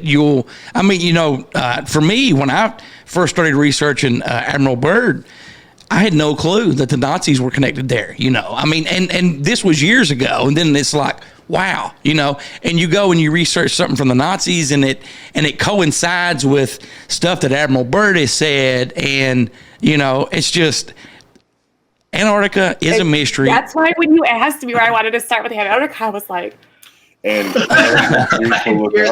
what's called the Nazi war machine. It is more so based the mid to late 30s, before World War II really kicked off, and then afterwards and what happened and in Antarctica. So that's also a good series to check out. Nazi War Machine. Definitely. And Stolen History. Watch Stolen History. Yeah, that's exactly what I was just going to say. On YouTube, if you search Stolen History Part 2 and Stolen History Part 3, it's about a total of 3 hours worth of videos, and it gets into not only the theories of stolen history, but the science behind how it happened, right? So if we had a global society that had free energy, this invading force, wherever they came from, that's all still open to speculation, but they flooded the planet to disconnect the free energy. And then somebody else mentioned in the comments about the mud flood, right? So cymatics is the science of using frequency to manipulate matter, and we can take a solid brick of earth, hit it with a specific tone, and that cube will liquefy like quicksand. And then when the tone is stopped, it goes back to being solid. And it's like that. You look at every major city. I lived in New York for a while, and I've been a part of some underground speakeasies where I've walked in off the ground at ground level into a basement, gone down 4 flights of stairs, and then gone into a room, gotten on an elevator, and gone down another who knows how many flights to go to a private party, right? They didn't build those buildings in the 1900s with fucking shovels and horses digging down hundreds of feet and then constructing brownstones that in total are half a mile high, and most of it's underground, right? So when you start looking into that stuff and understand how simple, you know, things that seem magical can be manipulated with frequency. I mean, we make water go in right angles as it flows with the right tone. So when you understand that and you extrapolate that out, it makes all of this seem a little less far-fetched and connects a lot more points. Extrapolate, today's $5 word. Just like Nikola Tesla said, if you want to understand the keys to the universe, think in terms of energy, frequency, and vibration. Everything has a vibration. Everything has a frequency. Things are operating at such a frequency that is making us perceive them to be as solid. It's just, it goes in, what? No, go finish. Oh, I don't remember.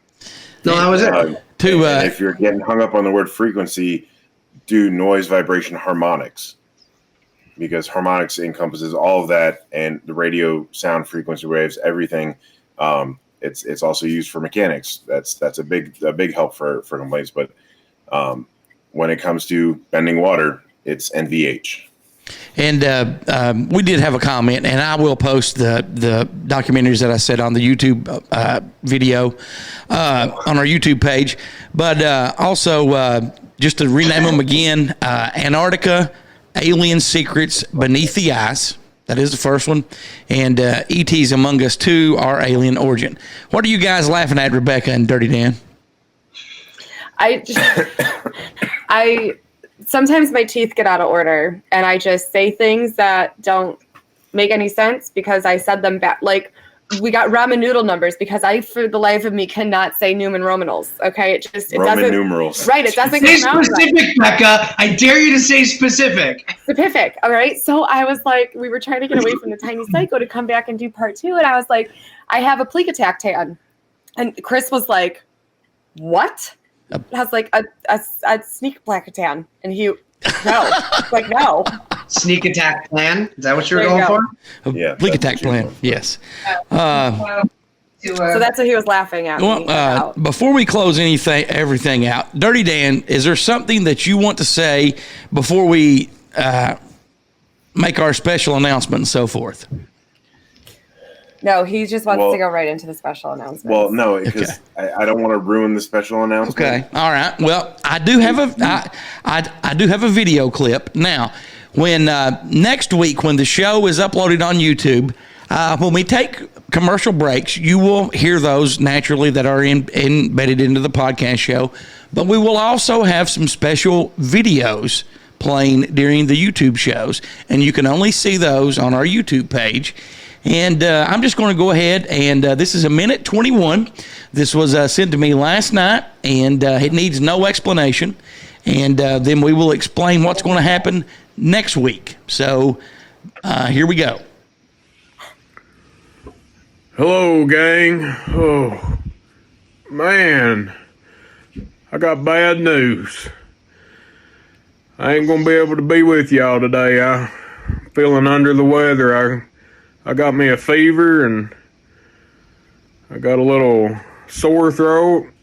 I'll tell you what, I can't much taste or smell anything. It's just, I don't know what's wrong with me. I guess I got the flu. All right, honey. Here's your horse paste. Oh, wow. Okay, I'm gonna go check on Jerry Wayne, see if he needs his horse paste. Okay, honey, I'll see you in about an hour. Okay. Listen, guys, don't you worry.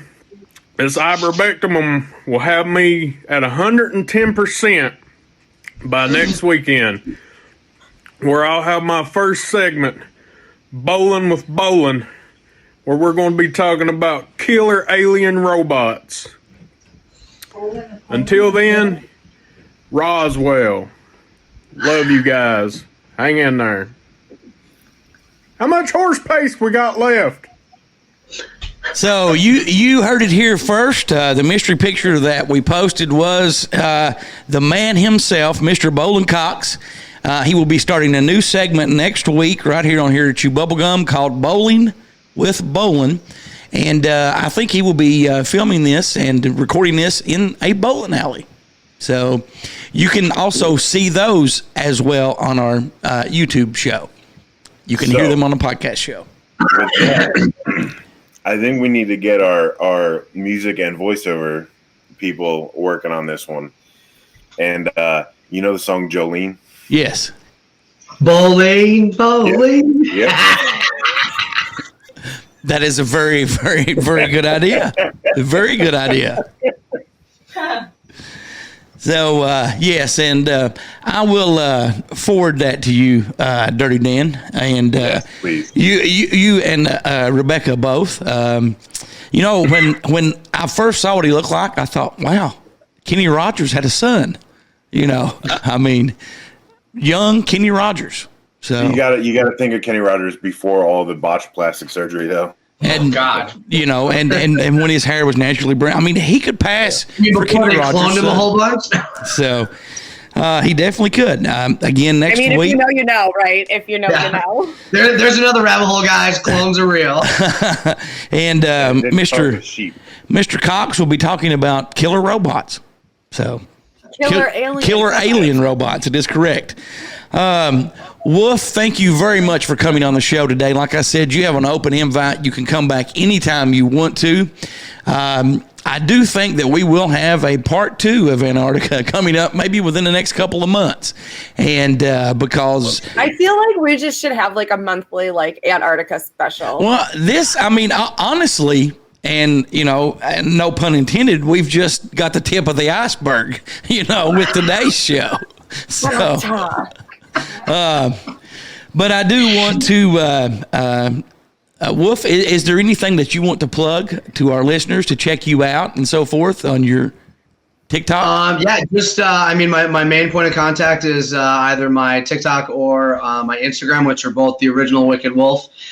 You can check out my buymeacoffee.com/The Wicked Wolf. That's where I have my touch point for all of the services that I offer. I teach meditation. I do private spiritual counseling. I do tarot card readings, all sorts of, you know, woo-woo stuff that people might be interested in. I'm also a freelance artist. I sell my paintings and prints there as well. Other than that, that's pretty much it. Thank you so much for having me on the show. It's always a great time with you guys. These discussions are, I think super important for where we're at in the world today.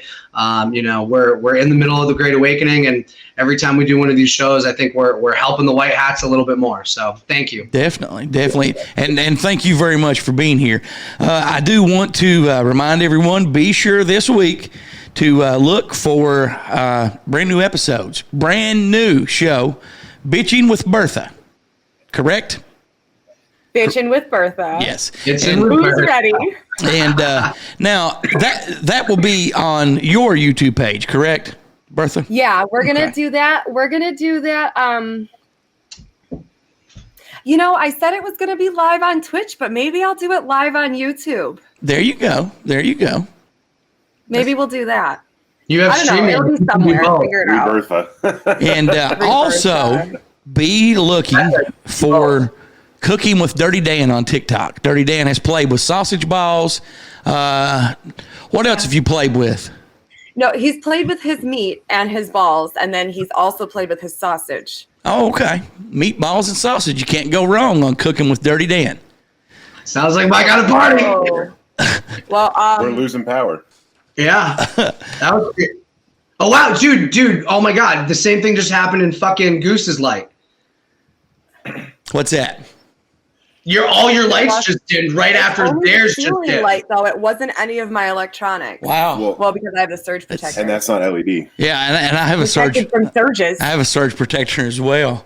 So Goose, Yeah, I'm sure you do. I'm gonna start sending you, I want to start sending you my cooking videos because not everybody has TikTok. So Okay. for midweek moments, we can throw those in there too. Yes, definitely. We need to start the midweek moments back very soon. Dirty Dan, what's some people you want to tell us about this week before we end things? Oh, is this my closing part? Yes, sir. Okay. All right. Glad we're on the same page there. Hey, buddy, you had a format. Don't mind me if you're not following it. He's got it all wrong on his phone. What do you mean? Maybe if you didn't have Are you those doing other sunglasses things on, you could see it a little bit better. Get an email back. So I've already sent emails out to someone else. I haven't heard anything back. So hopefully, if he ever does get back to me, we can do that one. So Closing time. Sorry, I was just. You ain't got to go home, but you can't stay here. if anybody wants to see more of her singing, I caught her and it's posted all over her TikTok. It's a very fantastic video. And then when she realizes that I caught her, oh, boo. Read your shit. Okay. And it's actually kind of cool that I think this will be the last week for this one. And relating to Antarctica, just carbon capture shield.